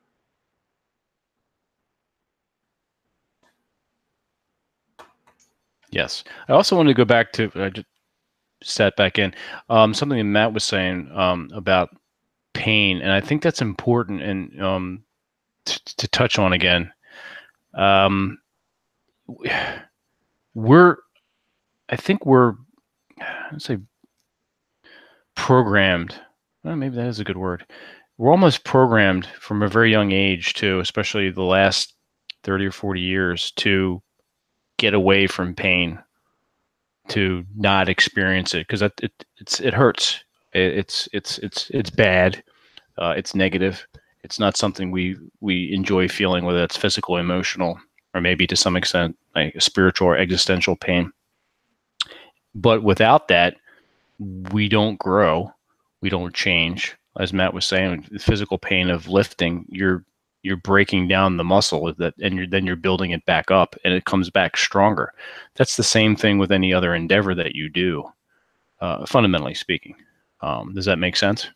Mm-hmm. All right. I got nothing. Oh, come on. You got to have something. We talked. No, I know. I'm joking. Yeah. So I think that pain is definitely important. You're not going to get anywhere without that. Unfortunately, that's how, like Rob was saying too, people want a magic pill. That's why the pharmaceutical company is especially with weight loss and things of that nature. It's so it's ridiculous. Fad diets. Yeah. I would also say that struggle and hardship and and pain in a positive sense, not pain where you're suffering needlessly, but it gives value and satisfaction when you've achieved something. So when you finally gotten into shape and you've lost 30 pounds of fat and you've gained 10 pounds of muscle and you're suddenly in shape, or you're able to do something, let's say you go on a hike, 20-mile hike that you never thought you'd be able to do, or you're able to earn the respect of people around you who otherwise wrote you off as being a geek, who shouldn't be taken seriously, and you're able to have a commanding presence where you walk into a room and they treat you much, much better. And you know that didn't just come through a quick fix type thing. It came from you practicing the way you speak, the way that you carry yourself, your demeanor, the words that you use, your expressions. You've done all this work to achieve that, and you know that what you've achieved is because you did it. It wasn't what somebody else did. It wasn't a pill that you took, because then that's something else. You know that it was something you were able to do because you chose to do that. And that's the only way you're going to get satisfaction from something, is if you know that you did what needed to be done. And that's what brings value also, is when things are easy, there's no reward as much as when it's difficult. That's why people do so. This is why there's so many things that people try to accomplish, because it's hard and it sets them apart from other people. And that's not in a denigrating way, but it's saying someone wants to achieve the best at something.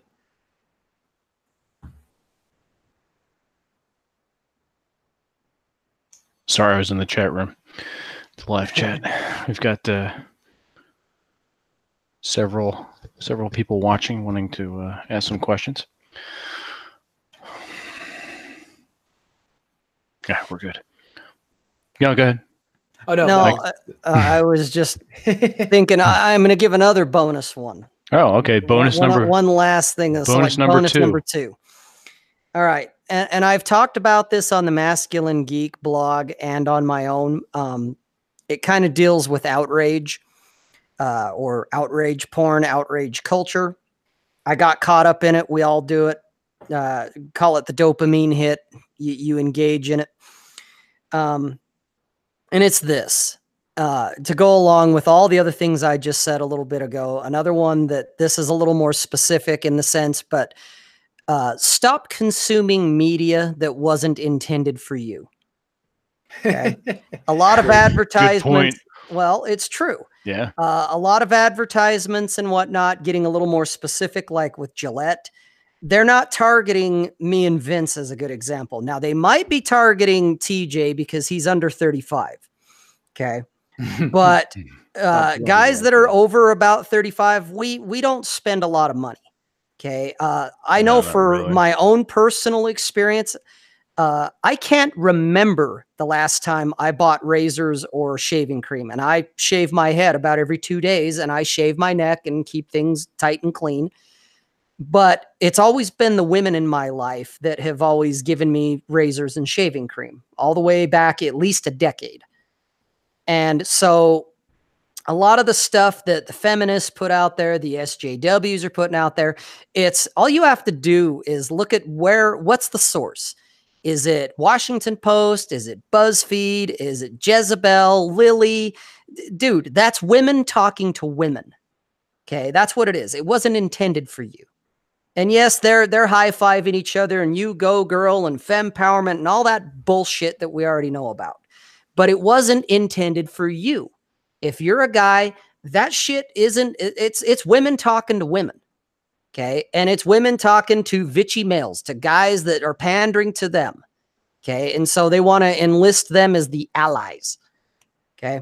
So that would be another, to me, kind of a actionable piece of advice is know the source. When you get a link in the email or you get something somewhere, or, you know, some video goes viral and it's about some, you know, douchey soy boy. It wasn't meant for you. So stop consuming media that wasn't intended for you. When I was younger, when I was married and was pretty fucking soy myself at that point, I read BuzzFeed and The Beast and all that shit and got all riled up. And it did nothing for me other than the dopamine hit. That's all it did for me. It gave me the fucking dopamine hit. Okay. That's it. So now when something comes up, I get a link, or, you know, I see something on Twitter or wherever it is, or, you know, recommended for you on fucking YouTube. I ask myself a question. Is this useful? Okay. Other than the dopamine hit, is this useful? Is this gonna somehow better my life, better my day? And if it is, fine, go for it. Speaking of useful, we have a question in the chat. Oh, I'm getting old. You know what? I hate to say this, but I'm probably gonna need bifocals soon. God damn. This is horrible. Just get some big aviator glasses. Do you want me to read it to you, Vince? I'm good. All I have to do is this. Harry carries. I know, right? Yeah. Question. Women use the power of emotion all the time. What are ways men can use emotion to generate power in everyday life? Well, I would say the first thing to it with emotion for men is controlling it. Yeah, and making sure it goes back to that stoicism. However, you don't want to be too serious. You still want to maintain your playfulness and the mischievness about yourself. But at the same time, you need to control your emotions. Step back, feel them, and then act or not act. I can tell you from my own personal experience, what you want to do is focus on emotions that keep you in control, like Vince was just saying. But getting upset and getting angry in a lot of different ways, if you are reacting, you're giving someone power. So this is a form of control that people will do. Men and women do this, and frankly, our current president does this a lot, is where they say something very outrageous and it provokes a response that they want. And then now that the person's reacting, they're able to use they're giving up control over their emotions to someone else, and they use that to control them and manipulate them. So, and they use it to part money from your wallet too. Right. So that's a good point. When I don't know what the circumstances necessarily, but let's say you're discussing something with a girl or a guy, it doesn't matter, but they say something just that is intended deliberately to provoke you. The best response is to just be indifferent and know that they're trying to manipulate you. And just, this is not to get into this topic, but that's why people flipped out over that one mega kid smiling instead of because the whole intent of that the drum beating in front of him was intended to provoke a response. That's true. He did not give up self-control and get angry or say anything. He just sat there and smiled. That outraged people because they had nothing on. This is why also I discussed this on my podcast, the American Psychological Association going after Stoicism. Men who are stoic don't say it's like a cop who's got a suspect of a crime. They don't want them to not talk. They love talkative suspects because it gives them stuff that they can use to hang them with. It's the same thing with men. Men who don't get outraged can't be targeted for being threatening or being it's harder to go after men who are considered emotionally distant, right? That's sort of, well, that's kind of an iffy thing. But men who get upset and volatile, that he's threatening, I feared for my life, I feared for my safety, that kind of thing. And the men will also do this to other men too, because it enables them to give control. So the way you do that with yourself, and this is something that I'm certainly working on and I have to concentrate on, is when someone says something that your instinctive reaction is to get outraged or upset, you have to just say, I'm not going to give up control. I'm not yielding the floor of my emotions, so to speak, to someone else, because I'm in charge at all times. I have to be in charge at all times of my emotions, and no matter who it is. And that's where the whole concept of amusement comes into play, where if you just look amused at somebody, for example, if you're a man and someone says, well, you're just a very toxic, you adhere to toxic masculinity, you just kind of smile and write it off and just say, no, apparently, and just leave it at that. And they go, well, they don't have anything on you.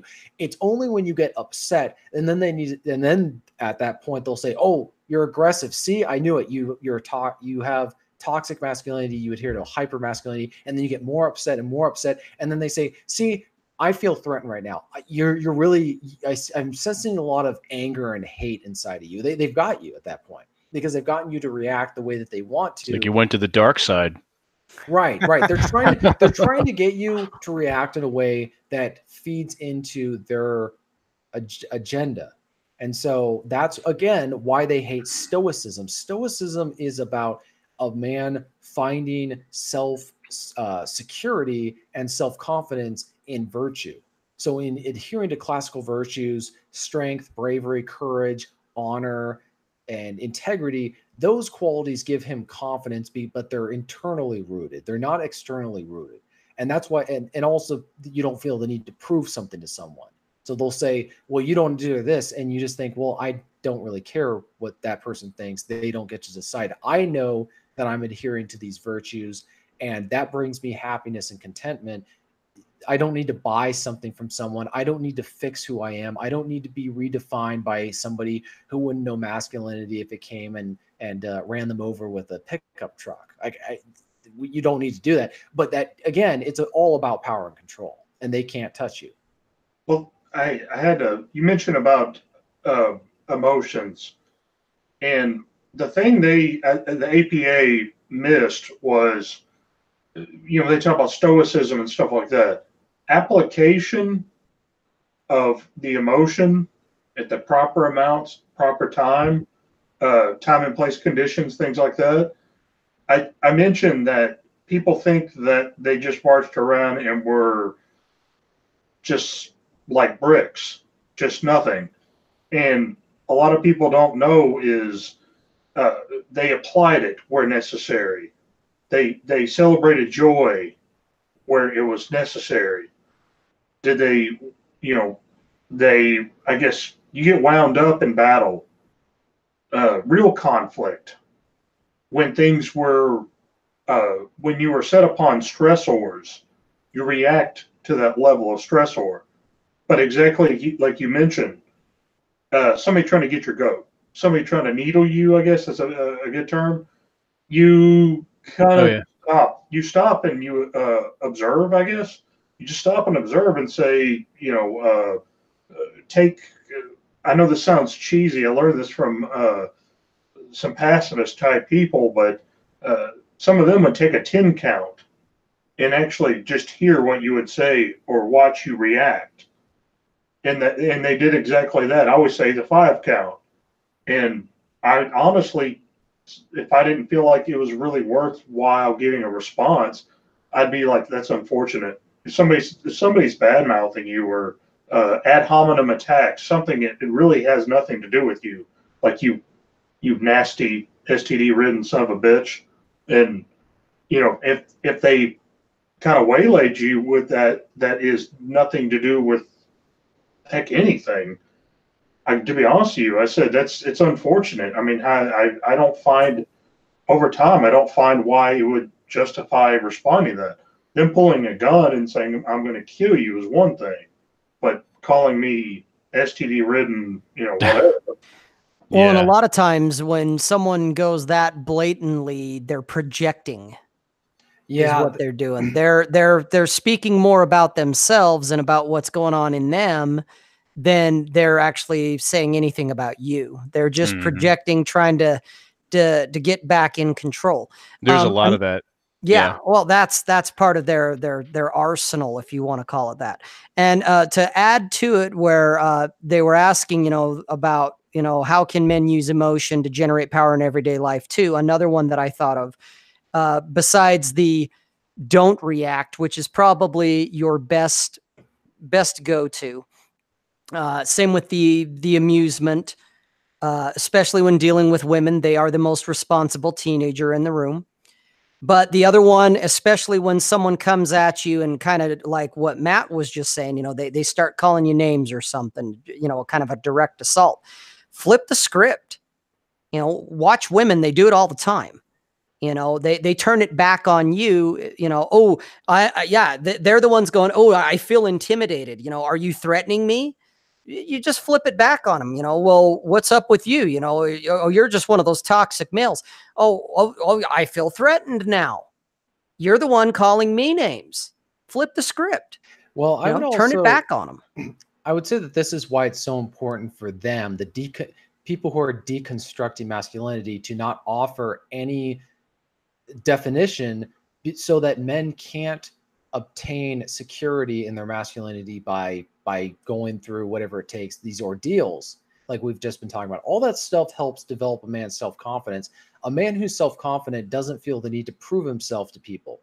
A guy who's insecure about himself will feel the need to prove himself to whoever's making the accusation. And that's, I think, what our society senses and knows, that men are vulnerable to that. They're very vulnerable to the idea that they might not be considered enough of a man. And because they haven't had think about it, let's say that there's a guy who was at Okinawa or Iwo Jima or fought at Quezon or whatever, and they come back to the States and somebody says there's not enough of a man. Do you think for a second that they think that they need to prove to somebody who's lived a cushy, privileged, spoiled, bratty life their entire lives they need to, you know, someone who's had to fight for their life and probably in hand-to-hand combat has to prove themselves to them. No. And if somebody who, say, has gone on a 3-month hike where they've gone without basic what you would consider basic necessities by our standards, has gone without those for a while, or somebody who just endured hardships, they went through a significant illness, or they whatever it was, they don't feel the need to prove themselves. And the other thing I would say is, when people are when we're getting on the topic of how you deal with women on that, which I'm trying to think of, I guess, off of what Rob's saying, maybe not necessarily flip, you can flip the script on that, but also just kind of shrug and just say, I don't care. The words "I don't care" are very important, because their arguments are very much predicated on you. Again, they need you to be insecure about your masculinity and not having achieved it. So then you feel insecure. And so you feel the need to have to care about what other people think instead of just what you think. Saying you don't care is a conversation ender. There's nothing else for them to say, because then they have to explain why you should care. Well, and they might say that, well, you should. And you go, no, I shouldn't. Why? Right. Why should I care? Now, because implied in all that is, you need to care if you want to be a real man.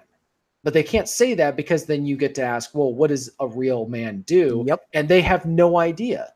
They just know what they don't want you to do, but they don't have. It's like with so many of these man up people, that whether they're pastors or coaches or whatever they are good at tearing men down by using these negative stereotypes about men, but they don't have any positive thing to build them up with, because they themselves have no idea what it means to be a man. They don't know what a positive masculine role model looks like, because they've been raised in an environment where those kind of role models aren't allowed to be around anymore. Well, not only they're not allowed to be around anymore, but within the last 50 years, I mean, all you have to do is look at, what does feminism say? Well, if you're going to be a good man, it's basically you pander to the women. Whatever benefits her is what equals a good man, and anything that goes against what she wants is bad. That's your toxic masculinity. That's the pandering. That's what's going on there. It's the same shit. That's even your pastors. I mean, when they say you need to man up, and basically, as Rollo said it at one point, man up and marry those sluts. Well, they got chivalry. What that is. They have chivalry. They can always point old school books, old code books. Well, and I would say also that's almost a separate topic for another podcast, but they can always turn to chivalry and say, that's not very chivalrous of you.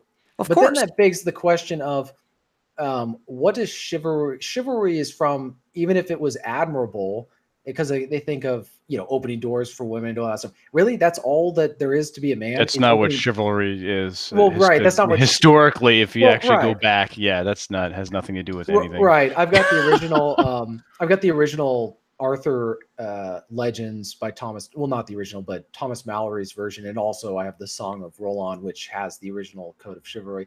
But the whole thing is, they don't really have stuff that defines men apart from the feminine. Right. Just, in other words, you have to be in a relationship with a woman in order to become masculine. They don't have it. But what do you do with men who can't get in a relationship, because in our current society, you have such high standards for the type of men that women want to pair up with, right? You've got that Pareto's law where 80% of them want to be with 20% of the men. What do you do with the rest of the men who's implicitly in your definition of masculinity is tied to being in a relationship with a woman who you can't go and expect them to be part of that equation? You can't say, hey, you need to date these guys so that they can become men, right? That doesn't happen. And so that's what's all the confusion over, because they don't have answers. They just have critiques. They don't have solutions. They just have attacks on stuff.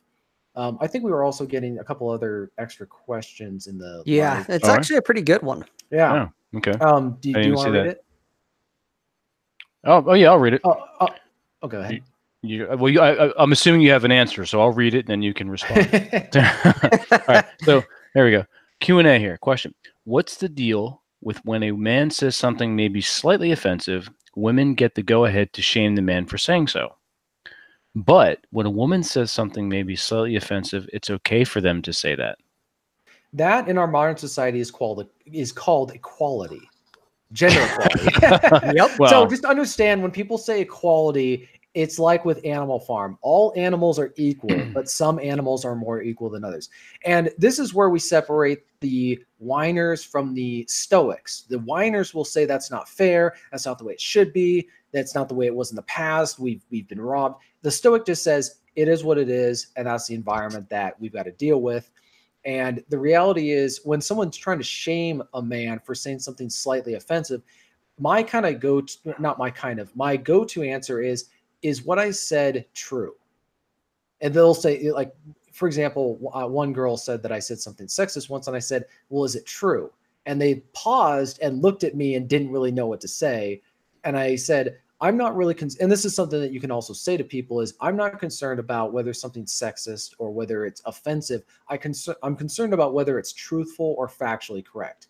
And so I don't want to hear from people, from anyone, and you don't back down and you don't try to qualify what you just said. You don't say, well, by the way, I'm a feminist before what I have to say.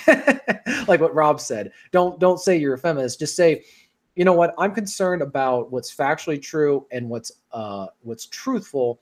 And if you can explain that to me, great. But I would also say, don't argue with them. George Bruno was actually, I think, don't engage. Yeah, don't engage. Just say that. Just don't even answer them. In fact, you not saying anything for them will drive them nuts much more than you saying anything at all. Because then you just say, I don't have to explain myself to you because I don't think highly enough of you to feel the need to explain myself. And you're not worth my fucking time.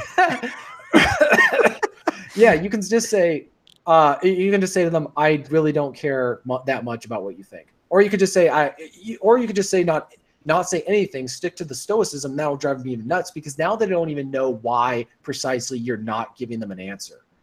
Yeah. And that will get them even more emotionally. Now, granted, I would suggest that as they get more emotionally upset, do not remain near them, because I can tell you that in certain regions, depending on where you live, when they get upset, visibly upset, the presumption is you did something bad. And you will get, if you're in public or you're around people and somebody gets upset, they get upset and they make it known, you are in a very uncomfortable position right now, and you're going to have people giving you dirty looks, and that things can escalate depending on the circumstances. If you're just having a regular debate or discussion and things are kept civil, but if you're dealing with somebody who's emotionally volatile, it's time to leave.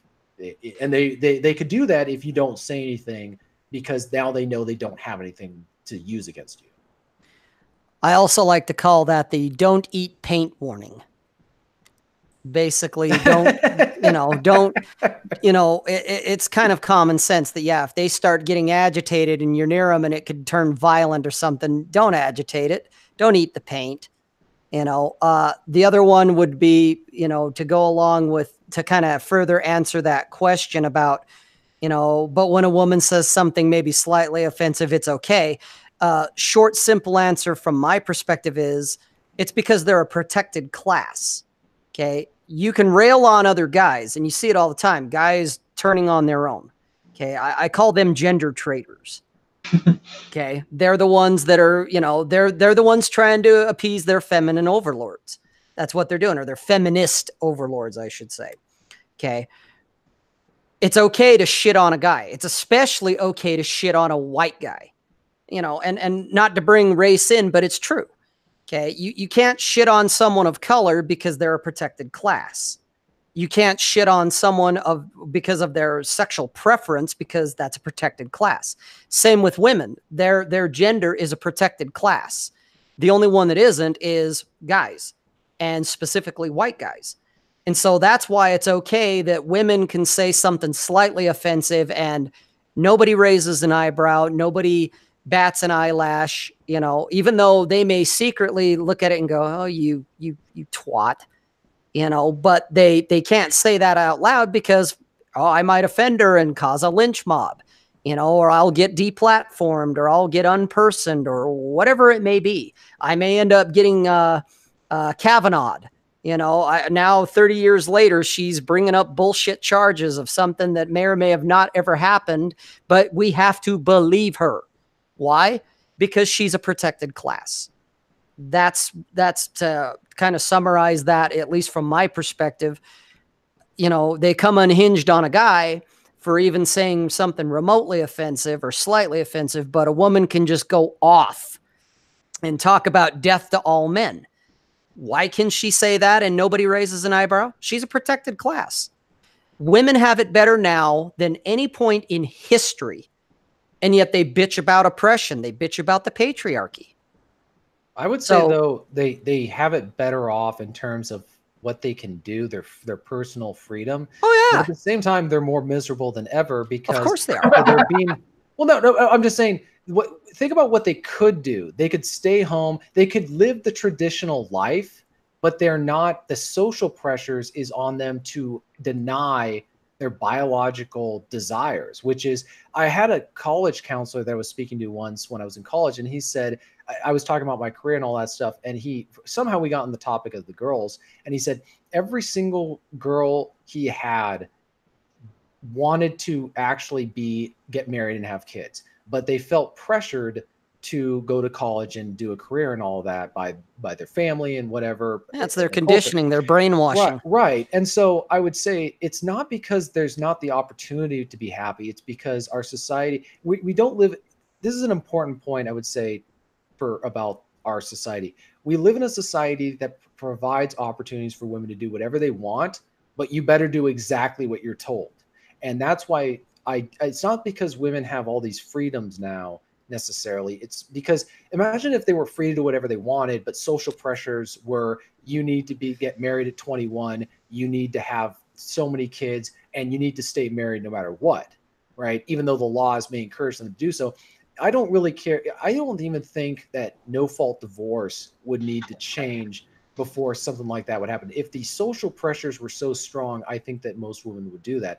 And that's really the tragedy. And this is why also men who are tempted to get bitter or to be consumed by resentment over this situation, it will do you no good. And you're admitting that they're in control of your life. Who is the feminist or whoever's running setting the social norms. Do not let it control you. Do not, like Rob was saying, do not engage in the outrage porn. Reject it and just say, whatever they do, I'm going to keep doing what I'm doing, and I'm not going to let them get in my way. They will not get in the way. They're not as strong as you. They're not they are not as great as what you're aspiring to be. Your desire and ambition will override any obstacles they put in your way if you have the spirit to do it. And it's like no other. It's like any other challenge in life. Climbing a mountain, getting in shape. There's obstacles in the way. What are you going to do in response to those obstacles? And I did want to know, we have another question that we might want to answer. I want to answer it. I want to answer it. Go ahead. First, I want to read the question because it's actually a pretty good one. It's what's a good way to teach someone, a fully developed adult, to unlearn everything they have been taught and groom them to a certain standard of my preference? Okay. Two things. Number one, you basically can't teach them. You got to let them burn. You got to let them crash. You got to let them fail. Okay. If you try to preach whatever it is, you try to, hey man, you should do this, you should do that, you should do the other. You can't tell nobody nothing. Okay. So you have to let them burn. You have to let them crash. That's number one. Number two, when it says about a certain standard of my preference, I talked about this. It was like a little crunchy. Here's your little bite, your little bite thing, whatever you call it. It's a nice little sentence for you guys. And it's whatever you accept is what you're going to get. Okay. So if they're doing shit that you don't like, stop rewarding it. Okay. Right. If it's a woman who's flaking on you, go out with another woman. Okay. If she's being a brat, or if it's a guy who's being a dick or whatever, don't acknowledge it. Ignore it. You take your attention away. Okay. We've already kind of discussed this quite in depth, actually, but it comes down to accept less bullshit. Okay. It doesn't mean be hardcore and you will do it this way, but it's just stop rewarding shitty behavior. So whatever it is, whether it's a guy, it's a woman, it doesn't matter who it is. If they're doing something that you don't like, stop rewarding it. And if they do something you do like, you need to reward that. Now, you don't need to necessarily reward it every single time. There is that thing called selective reinforcement.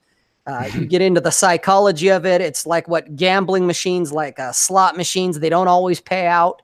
Okay. It's kind of the same thing, but you reward the good behavior. I wouldn't say punish the bad behavior, but at bare minimum, you ignore the bad behavior. You don't reward it, because if you reward it by engaging them, you're going to go out with the guys, and what about us? And you start defending yourself. You start explaining yourself. You start making excuses. You start rationalizing. You're engaging her. Okay. You're giving her your defenses. You are rewarding her by doing that. You're going to encourage her to do that more because you're engaging. So what do? You're going to go out with your friends. Yep. See you later. And you go out. That's what you wanted to do. That was your plan. That's what you do, but you don't engage. So stop rewarding shitty behavior. And that's kind of how you groom them, for lack of better words, male or female, but accept less, expect more. And, the biggest one of all, though, is you can't unteach them. They have to unteach themselves, which means you have to let them fail. You have to let them burn. Yeah. So, and it sucks when you care about them and you see the fucking train wreck coming. You see it. You can see it 5 miles away, and they are just walking right into it blind. You have to let that train hit them. And then all you do is you pick them up after that train's hit them, you dust them off and go, that sucked. Now do you want to listen? Yes. And sometimes they're ready. Other times, nope, they got to go get hit by the train again. And you kind of have to wash your hands and let them do it again as many times as it takes. And sometimes you also have to ask yourself, is it worth it for you, not them? This is about you. You have to decide, God, do I want to keep going through this with them, watching them burn over and over because they're too dense to get it? And sometimes you got to cut them loose. You have to just go, you know what? I don't have time for this shit. Yes. But and speaking of cutting loose, there are excellent points, Rob. Thank you for answering that. You're welcome. We're coming up on the 2 hour and 15 minute mark. Wow. This is a good one. I don't want to get it too far afield. And these are things that we can take notes and pick up again. And if anyone has any further questions or something they want to listen to us talk about, hop on masculinitygeek.com, go to the contact page, shoot us an email, and we'll go from there. So we're going to wrap this one up. This has been an most excellent episode 7, with actionable advice and other things. So let's start with, we're going to give our information, or we're going to sell ourselves here. We're going to start with Matt. Are you working on anything? Are you doing anything? Do you have you have a podcast, right? You do a show? Yes, we're WordPress. Also, I think every Friday, it's not live yet, but we record kind of a libertarian roundtable. Most of the time it's planned articles. We just kind of have a discussion, usually enjoy a beer. On YouTube, it's just look up Matt and Free Matt, like FREEMATT. Okay. You'll find a clown, but I'm also guy with the big mustache, but you will see Free Matt podcast, and that's a wordpress.wordpress.com. It's long. I enjoy just messing around with it, but I will also say that I'm thankful for the host today.